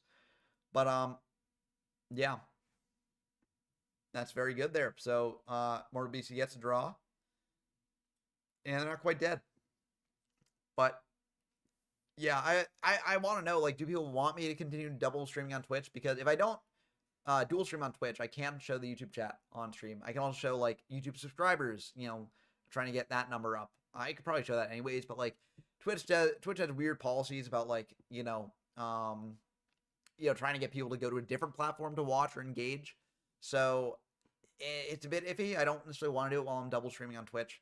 So let me know if you want me to just focus on doing simple streams on YouTube, like I used to, or if you still like the double streaming. There will be some times where I will double stream on Twitch. Like even if I go back to just the locals being on YouTube exclusives, I will still be using Twitch for other things. Like if I do Magical Maskist and stuff like that, I'll definitely be on the Twitch for that. Or if I stream other games as well. Like, I don't know. It's sometimes fun to stream other games that I'm playing. Maybe if I'm playing some Rivals, I'll stream that. Although probably not if I'm playing with friends, because my other friends are not streamers. You know, they're not YouTubers. So, you know, they value their privacy a little bit more than me. But, you know, if I'm just playing on my own, it would be fun to do. But, yeah. Yeah, that'll be the end of the game. So that Ryza coming down, doing pretty good work there, spinning back the monster. And, yeah, that set is not Mirror Force, so that will be the end of the game. GG indeed. So the winner of that is going to face off against Clemexon here. And it looks like Aratos won the game versus Dumbtruck. So that game, damn, I wish we could have seen that one because Baboon Burn, I mean, I think Baboon Burn's fun to watch, but we've got Clemexon's versus Splevin here, and we'll have to see what they're on. Clemexon's often plays Burn as well, so they might be on Burn. They could also be on like Macro Monarch. Macro Monarch is another deck in this format that can do stuff, but yeah. Sea Spirit says, honestly, I think you just double screen and show the combined chats and make them ban you for showing YouTube stream chat. And then if they do, just hard commit to YouTube. It's a ridiculous rule. Well, the thing is, I don't want to like cut off my Twitch avenue. Like, I like having the option to, you know, stream on Twitch. Because it's just like you can reach people who you wouldn't necessarily reach on YouTube. And I want to grow the community. Like, that's the main reason I have the YouTube channel. Well, part of it's just like I want to provide educational resources for people wanting to get into these old formats. But another reason is like, I feel like I'm a good force for like driving community engagement and like getting people to play these formats that they wouldn't otherwise play. And I do think that playing more formats is just a good thing to do because like it prevents burnout in Yu-Gi-Oh! It also, you know, provides just more ways for people to play the game, which I think is just better for long-term game health. And so I do like having the option to stream on Twitch occasionally, but yeah, it's a bad rule in my opinion. Like, but yeah. Tiger Gum asks, are your Master Duel Maskist streams watchable anywhere after the fact? Yes, they are. I do have a VODs channel, which I haven't done a Maskist stream in a long time. So, like, you know, it's very, very out of date. But, yeah, the VODs channel, it's YFZ VODs. It's got, like, 3 or 5 subscribers, something like that, like less than 10 subscribers. But I do post them there when I do them. I think I actually missed one, so one of them will not be there, but, like, the others are on there. So, definitely check that out. And I could try to do more of those. It's just, I've had a busy couple of weeks, the new year, and like people being around and things happening. So, you know, I haven't been able to get into that in a bit, but I'll try and do more of those streams in the future and getting them set up on Sundays and doing that. Sundays generally when I stream them, just because Saturdays are generally for locals and things like that. But if I need to switch around things, then I can stream them then, or I'll start streaming on weeknights. You know, yeah. This is indeed being, so, Felipe Walker 2, you can check the YouTube VODs after the fact. So YouTube VODs stay around forever. Twitch VODs do not. But you can check back, and if you go to content, or let me check this, because I'm so used to going to, like, YouTube Studio and doing things through there. But, like, if you go to my channel, see, how do I get there? Yeah. Yeah, no worries. It is definitely like it's always confusing. Like there's a lot of confusing things with YouTube and like being able to see things or not see things. But yeah, it's in the VOD. So like if you go to the live tab, there you should be able to see that. So yeah. Can I do a Borat impression? My wife. I guess that's it. Yeah. But yeah. I mean, it's really fun. Like, I really enjoy the Master Duel Maskist stuff. I haven't gotten back into it for a bit, but yeah. Thank you, Felipe Walker 2, and I hope you enjoy the stream when you get back to watching it later on. But, let me see here. Yeah. Anyways, Reaper coming in, ripping a card out of Clemexon's hand. Clemexon on mill, it seems like. Okay, are we seeing the Banish mill deck that popped up in the Baboon video? I would love to see that, because that deck was sick. If you haven't seen the Baboon burn video, and you're like, well, I don't really like burn, I don't really want to watch it, blah, blah, blah. That's fair. You don't have to watch the first match. The second match, though, is worth watching. The second match is some of the most intense Yu-Gi-Oh! I've ever played. It is so fun. It was such a great game, and it was against a truly innovative deck. So I definitely encourage you to watch that. It was a blast, and it's timestamps are in the video, so you can just jump to that if you want to. But it is some very, very fun Yu-Gi-Oh! But yeah, that was pretty good. And next Perfect Circle video, I'm not actually sure what I'm gonna do the video on. Maybe Big City. I might do that. But yeah, last game was wild. I think that was so cool. Big shout out to Scout Zero for playing that one. And they also sent me the deck list, so I will be playing that deck in the future. But it was so cool to play. So fun. And I'm really looking forward to trying it out for myself. Yeah, the Ojama trio was crazy. Like, that was cracked. Like, I got so lucky with that trio because we were dead otherwise. Like, if they actually managed to pull off triple Necroface there, we were dead. But, like, trio filled up 3 slots to only have them have 2 Necrofaces, and they couldn't do that because then they'd deck out. It was so cool. It was so awesome. And, like, it was wild. The cards that remained in our deck through the course of all that banishing, like, that came in clutch too. Like, it was just so fun. So if that's what's coming down, you're ripping a card out of Clemexon's hand. It's going to be a little bit awkward here. It's going to rip that Necroface. Let's go. It's the banished deck. Let's go. Oh, love to see Clemexon's playing this one. Yeah, and Reaper's going to wall up a bit, but oh, things can get crazy here if Clemexon draws the right things. Like Soul Release would be very good here.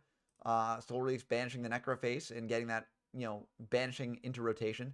Gravekeeper's Servant. Oh my word. Oh wow. That is wild. Yeah, I'll show off the Perfect Circle zombie deck. I can do that. Yeah, the thing about the Perfect Circle zombie deck is very similar to the zombie deck. It didn't really gain too much. I'd say like Foolish is something that the deck might want to play, but like Foolish is kind of awkward because the deck's got other ways to get zombies engraved. Like you just recruits them out with Pyramid Turtle and stuff. So I'm not sure if I didn't play that. I'd probably just play the same version of the deck I played in Zombie, honestly. Zombie deck also suffers a bit from things like Dimensional Prison being legal. Like, Dimensional Prison is really awkward for zombies because, their monsters aren't engraved anymore. So, it's really tricky to play with that. Also, there's more hate for Perfect Circle in the form of, like, Macro Monarch and things like that. So, make things a little bit awkward. But I can try it out. I'll try it out, see if I can make it work. But, yeah.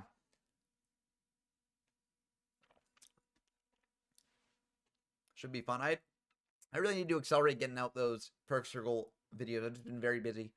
Yeah, but I mean, in the meantime, since I've been busy, like, some videos have been popping off. The Glad Beast video has been doing very well. The skill tier list has been doing very well. It's like on track to be one of my best performing videos. So yeah, 6 AMs are going to be really fun. I'm so excited to cover 6 AMs because I love that deck. It got Spirit. It got Cunning. I mean, there's just so much cool stuff that the deck can do now. So I'm really looking forward to it as well.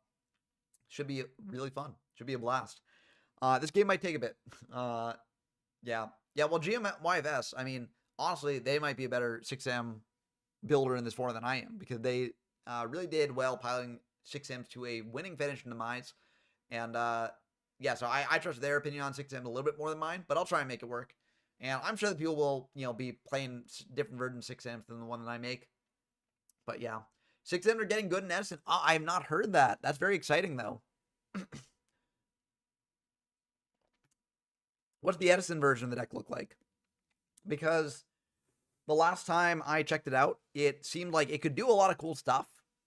Yeah, I'll check out the Keegan video on it then. Yeah.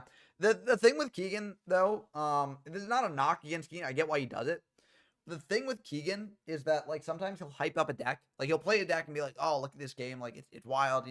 We do this and then this, and this deck's crazy, right? The thing with it, though, is that oftentimes the deck is less good than he makes it sound.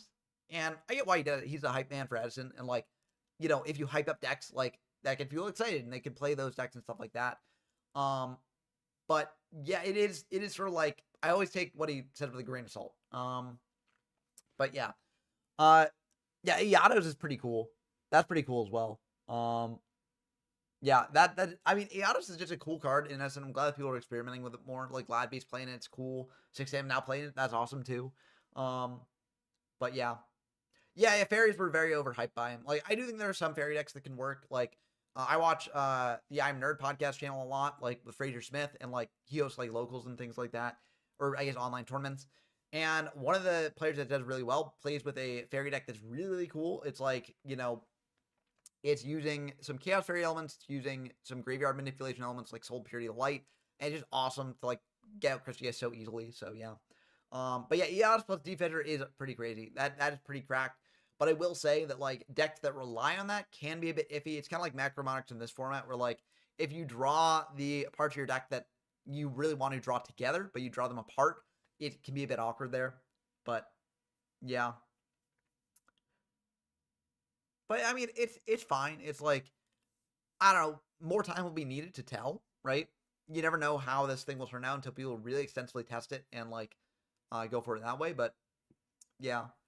Um, yeah, the JD list, Lightsworn Fairy list, yeah, that list is crack. It's so cool. If I play fairies in Edison, that'll probably be the list I do.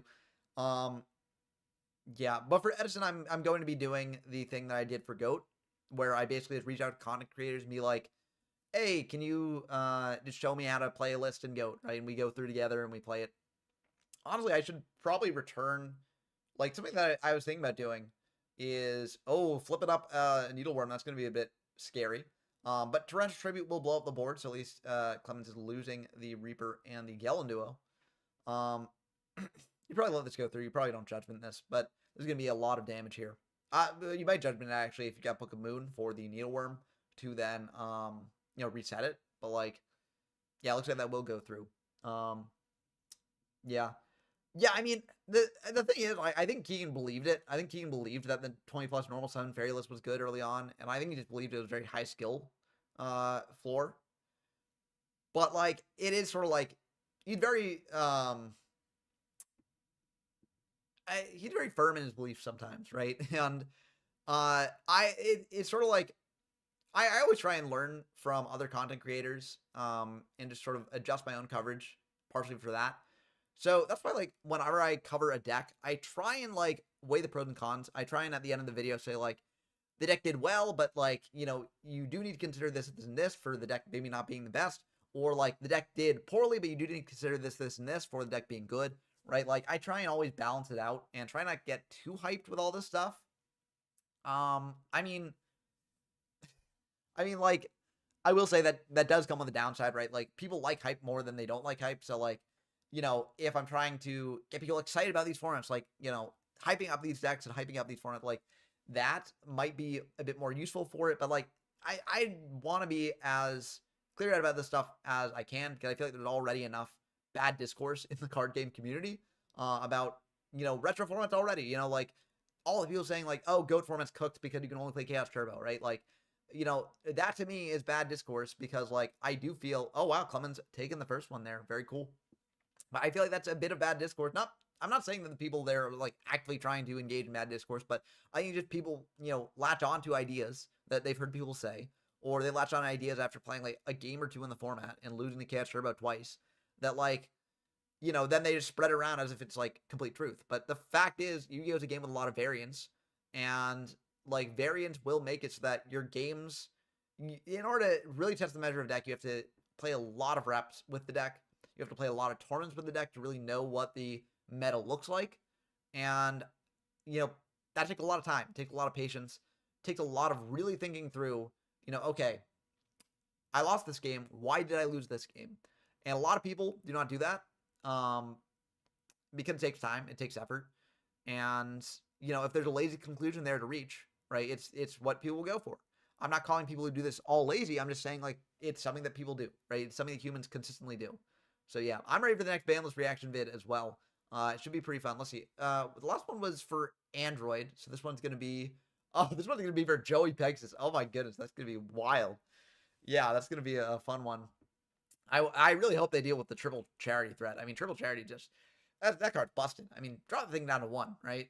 I mean, clearly they're gonna drop it down to 1, right, chat? Right, chat? Right? They're not gonna keep it at 2, right? Right? I don't know.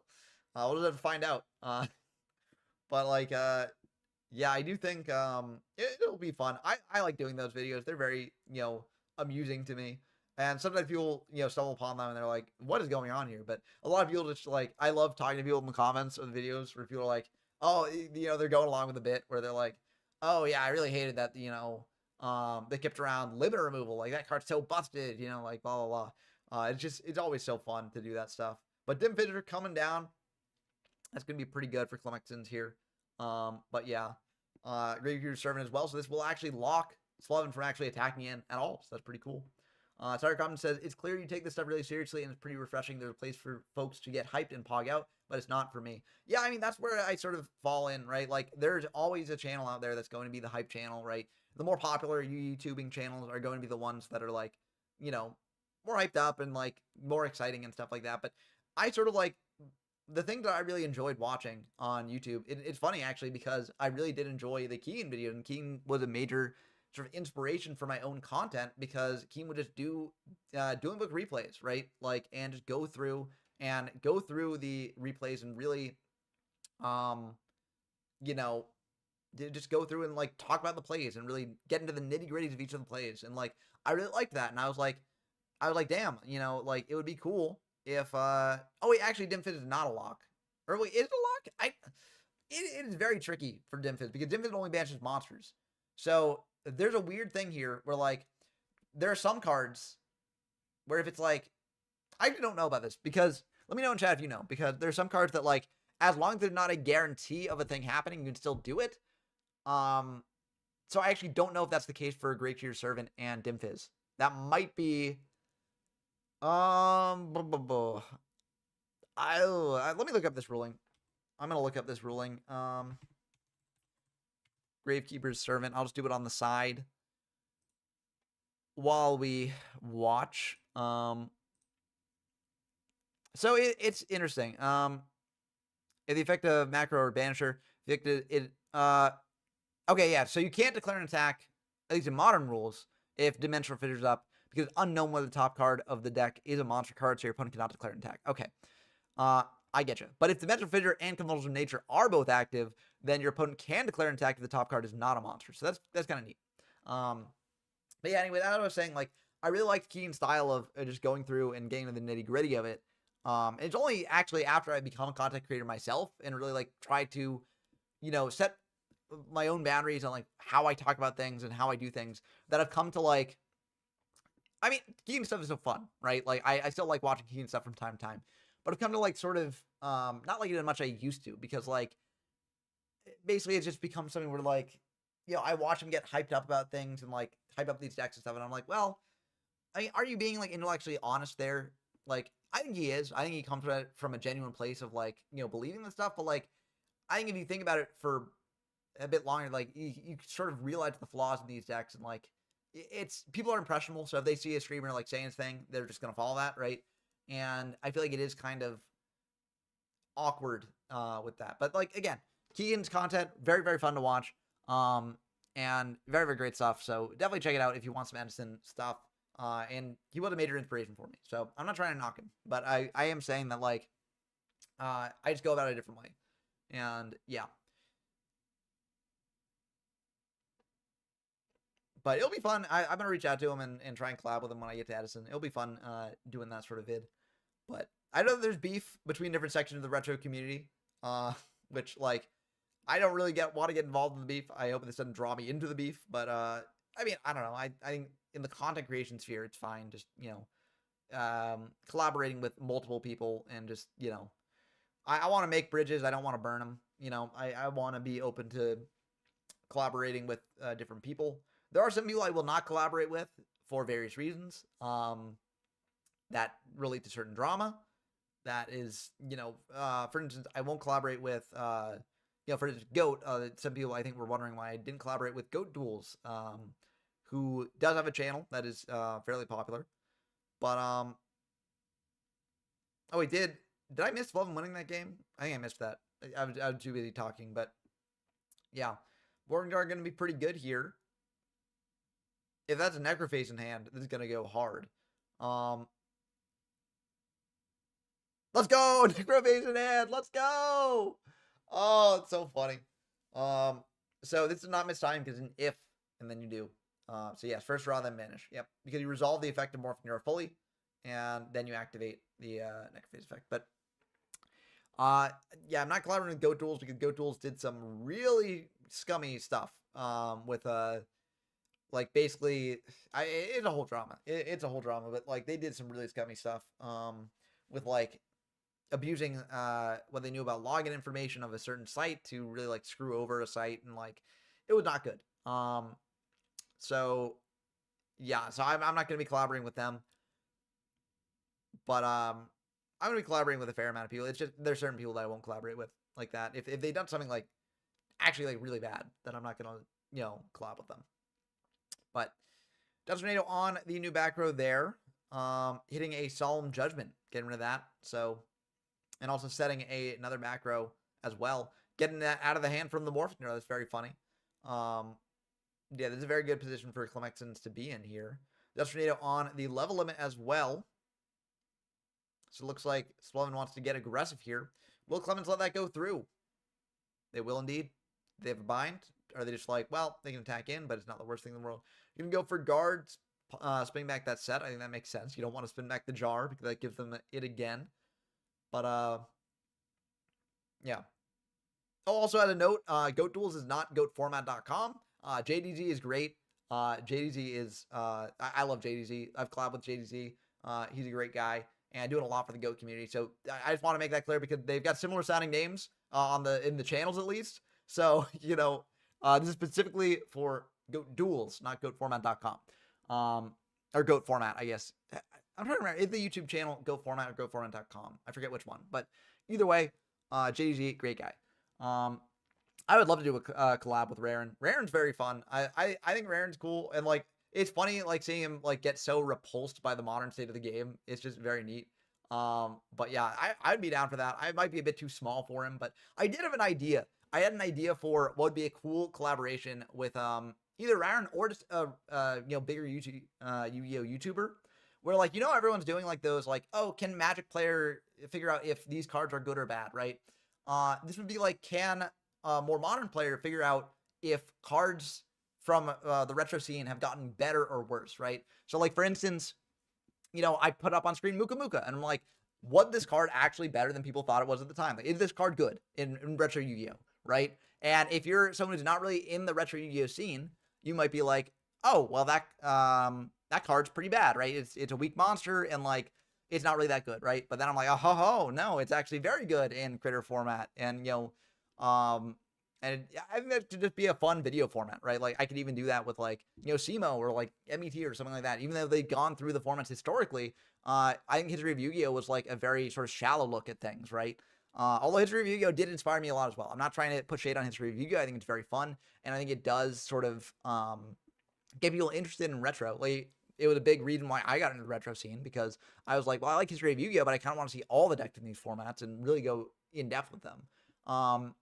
But yeah, it could be just fun getting them on and like seeing how they do, like, and I'd show some like actual stinkers in there as well, which would be fun. Like, is Yado Karu actually good? Like, and the answer is very, very much not. It is not good at all. But I think that could be a real blast to try out and, see how people do. But I don't necessarily have the connections to those streamers. I just think it would be fun. And yeah, it sort of capitalized on the trend of like, can X player figure out if this thing is that, but yeah. Yeah, exactly. C-Spirit is exactly right. SEMO has appreciation for retro, which I feel gives it some legitimacy with modern sympathizers. And I think like that's the thing that we have to bridge the gap there. Because I feel like a lot of modern players, they think that people who play retro formats are just like, man, it's special summon bad, like anything the extra deck that's not a fusion monster is fake Yu-Gi-Oh, right? Like, and I feel like this is not the case. Like, plenty of retro players play formats that like are, in the Synchro, Xyz, and even beyond, right? Of course, like Arc V and beyond is not as popular now, but like you do see formats popping off on Format Library where like they're in the Link era or they're in the, Pendulum era, right? Like, I feel like it's just sort of like a bad reputation that we've got as a community, and I don't think it's necessarily as founded anymore.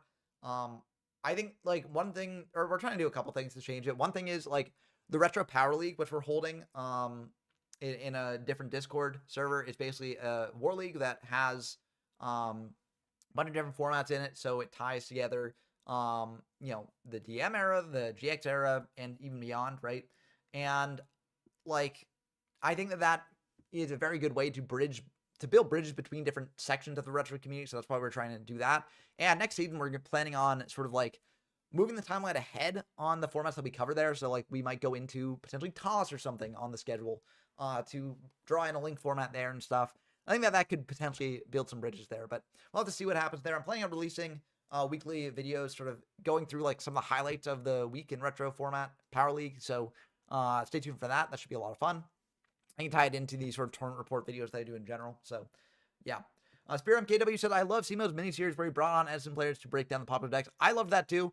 I think it wasn't that popular, so he cut it. And to be fair, for content creators where it is their job to actually, have people watch their stuff, if you've got a miniseries like that is not doing well, can't really consistently support it, right?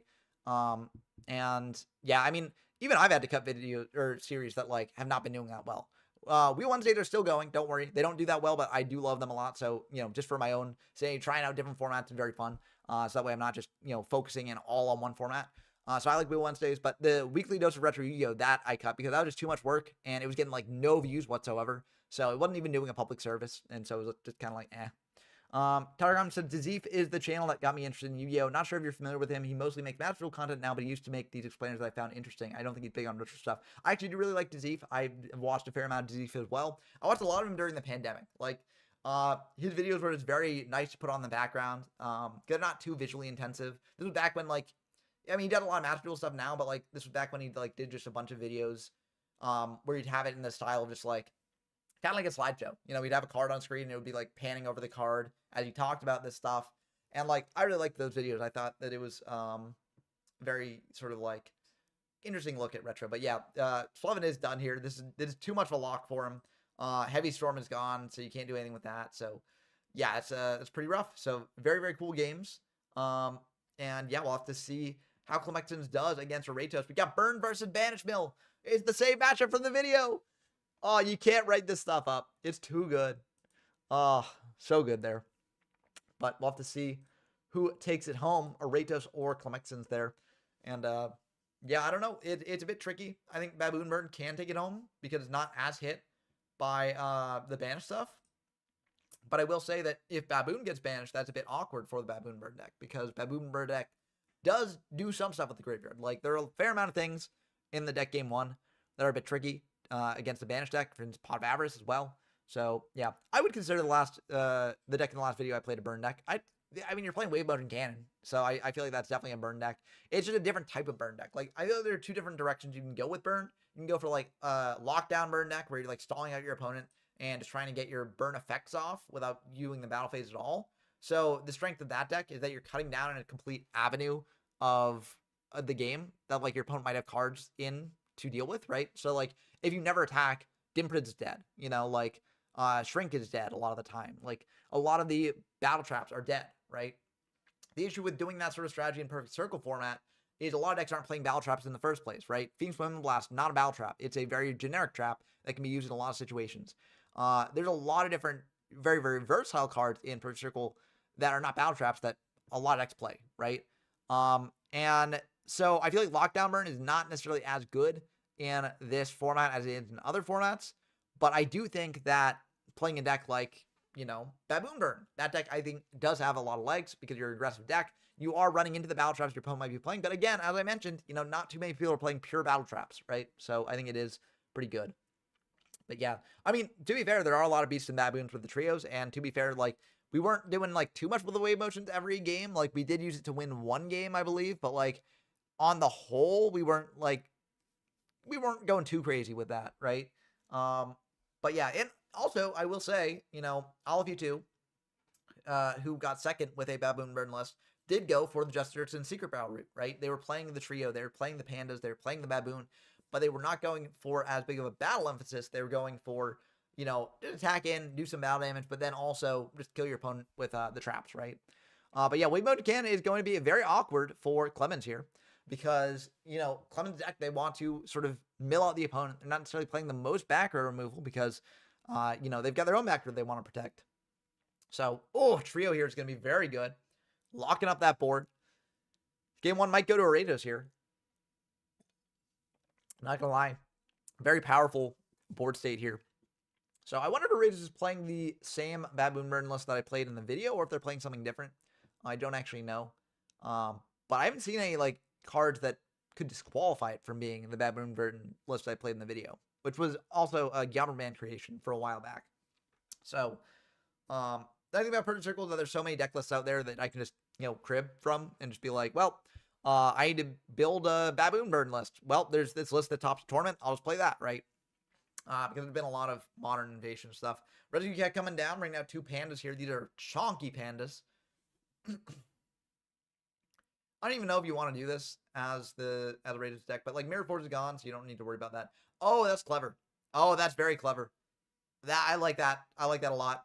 So you attack in with the Momonga into one of the spies, and then you attack in with the panda into the other. You deal a ton of damage, and you also get some healing, and you get some bodies on board. That is very clever. Kudos to Raiders for seeing that line. That's very smart. And Baboon. Oh my word. Oh, this is going crazy. Yeah. Skill Drain variant is also pretty cool. I probably won't try it out in this format because, like, the thing is that I have a limited amount of decks I can really try in these formats. Because it's just like, you know, I only have so much time to cover them. I got to be moving on eventually. And if decks are too similar to each other, then, like, you know, I can't really feel the justification for covering them as much. But, you know, I am planning on covering Nurse Burn. Nurse Burn is a cool deck that I think will be neat to show off because it's the first time you could play with Bad Reaction to Smochi beforehand, but like now you've got Nurse Refuel, which is, you know, a way to actually consistently play it, or at least more consistently play it.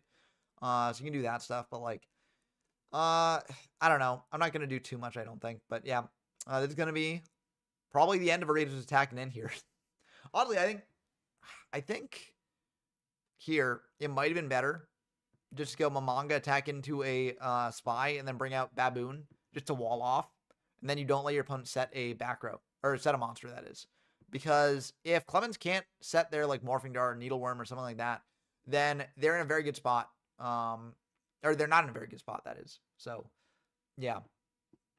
But something I have been trying to do more, C-Spare, though, is I've been trying to acknowledge the different types of decks that you can play that are like variants of another one. Like, for instance, yeah, oh, okay, this is pretty big.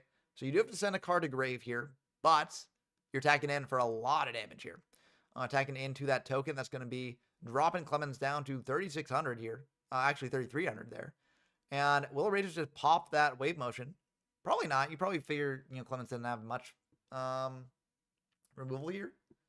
But, yeah, it's going to be pretty good. But yeah, I'm trying to get into like covering the different variants of like ways you can build it, because there are now resources there. Like a lot of decks have been played here. So if in Perfect Circle, I can just be like, well, yeah, Strike is at 1. That's true. But I can just be like, well, in this format, they played it this way. Or not necessarily in this format, but I can just be like, you can play it this way or this way, right? Like with the Glad Beast, right? You play with double Secutor, you play with Boku's Shrinks, etc. Even if I didn't play the deck that way, like I preferred Murray's list to Shabam's list, or Shamwow's list, I think it was. You can still play it in different ways. And if you prefer one way or another, I want to give you the option there and provide the resource for you there. Format Library is a lifesaver for these formats here. I actually have Format Library up on the other tab here just to, have the ban list up here for reference in case we need it. Messenger of Peace will indeed stall that Panda for a couple turns. I'm kind of shocked Clemens is playing Messenger of Peace in the deck, not going to lie. But I feel like you could just go 3k damage to the dome with wave motion, and then there's got to be some way to destroy a token. Cypher Soldier, yep, that will do it. Yeah. So you attack in over a token. And then you pop the wave motion, and that'll be the end of the game. Okay, yeah, they did it. They pulled off the line. Yeah, very intense game here. And under Messenger, too. That's wild.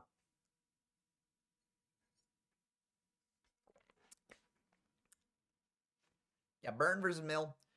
Iconic matchup. So cool. I'm just living flashbacks to the game that I played with Burn Bros Mill, and it's just so fun. I don't know. Clement's deck is more of a lockdown version of the Nil deck that I played in the video, or played against in the video, that is, because I'm not trying to combo off super hard. It's trying to just lock down the opponent and then have the necrophages there to banish and do stuff with.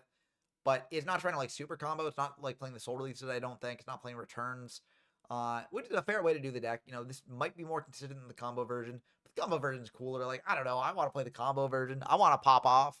I want to do my crazy combo and like banish 30 cards in one turn. Like, that'd be fun. So yeah. I don't know. Each version of the deck has its merits. I just prefer the combo. I like popping off. I always forget to make a poll. I have to make a poll. Well, actually, it's too late. I'll remember to make a poll next time. But I always forget to make a poll for the finals where, it's just like, who will win? Raydos or Clemens. It's a fun way to boost engagement and like get people interacting more. But yeah, I do like old Yu-Gi-Oh combos. They're very fun. And I do understand the complaint in the modern solitaire. That's very fair. But I'm looking forward to modern. I'm excited to cover it just the same way that I cover these formats, right? Different formats play differently. And so, even if the modern game is not really recognizable compared to the retro game, it still got its merits here and there. And people can enjoy whatever they want to enjoy with it, right? That's part of the reason why I show off so many formats on the channel, right? Like, I'm not the biggest fan of something like Joey Pegasus, for instance. I made that very clear. And I apologize to all the Joey Pegasus enjoyers out there that it's sort of like the punching bag I go to for this example. But I always say for Joey Pegasus, like, it's not my type of Yu-Gi-Oh! But if you enjoy it, go for it, right? Like, it is perfectly valid to enjoy Joey Pegasus and play Joey Pegasus and have a great time with it, right? That is perfectly fine. People will enjoy it sometimes because it is like a very like sacky and fun format, and some people just want a sacky format, right? It's not necessarily what I want in my gameplay, but like it is something that some people want, and if they want it, more power to them, right? So when I cover that, I'm going to cover it because it is a format out there that people can play if they want to, and I want to cover everything. So yeah, so for modern, I'll give it a chance. It might not be my style of play, but it is something that I will be trying, and I don't know. I'm not sure when the point in the game will sort of be the one where I'm like, oh man, I really can't play this modern stuff anymore, right? But I mean, I made it through the Stein stuff. There was light on the end of the tunnel for Stein. I know that there's going to be Firewall FDK formats for a long time in the Link era. But after that, I mean, Toss comes at a certain point. Like, I think Toss sounds really fun. Like, there's going to be a lot of fun formats to come, even if there are some crazy combo decks. I think that some of them might be a bit more fun than people give them credit for. But yeah.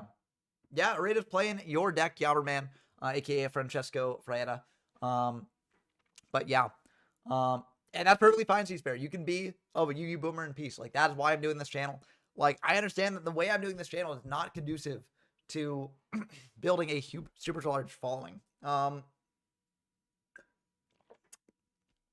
It's something that I went into making the channel, like, and I never went into the channel being like, oh, like, I'm gonna be the biggest YouTuber out there. I'm gonna have a big following, and I'm doing it for the numbers, right?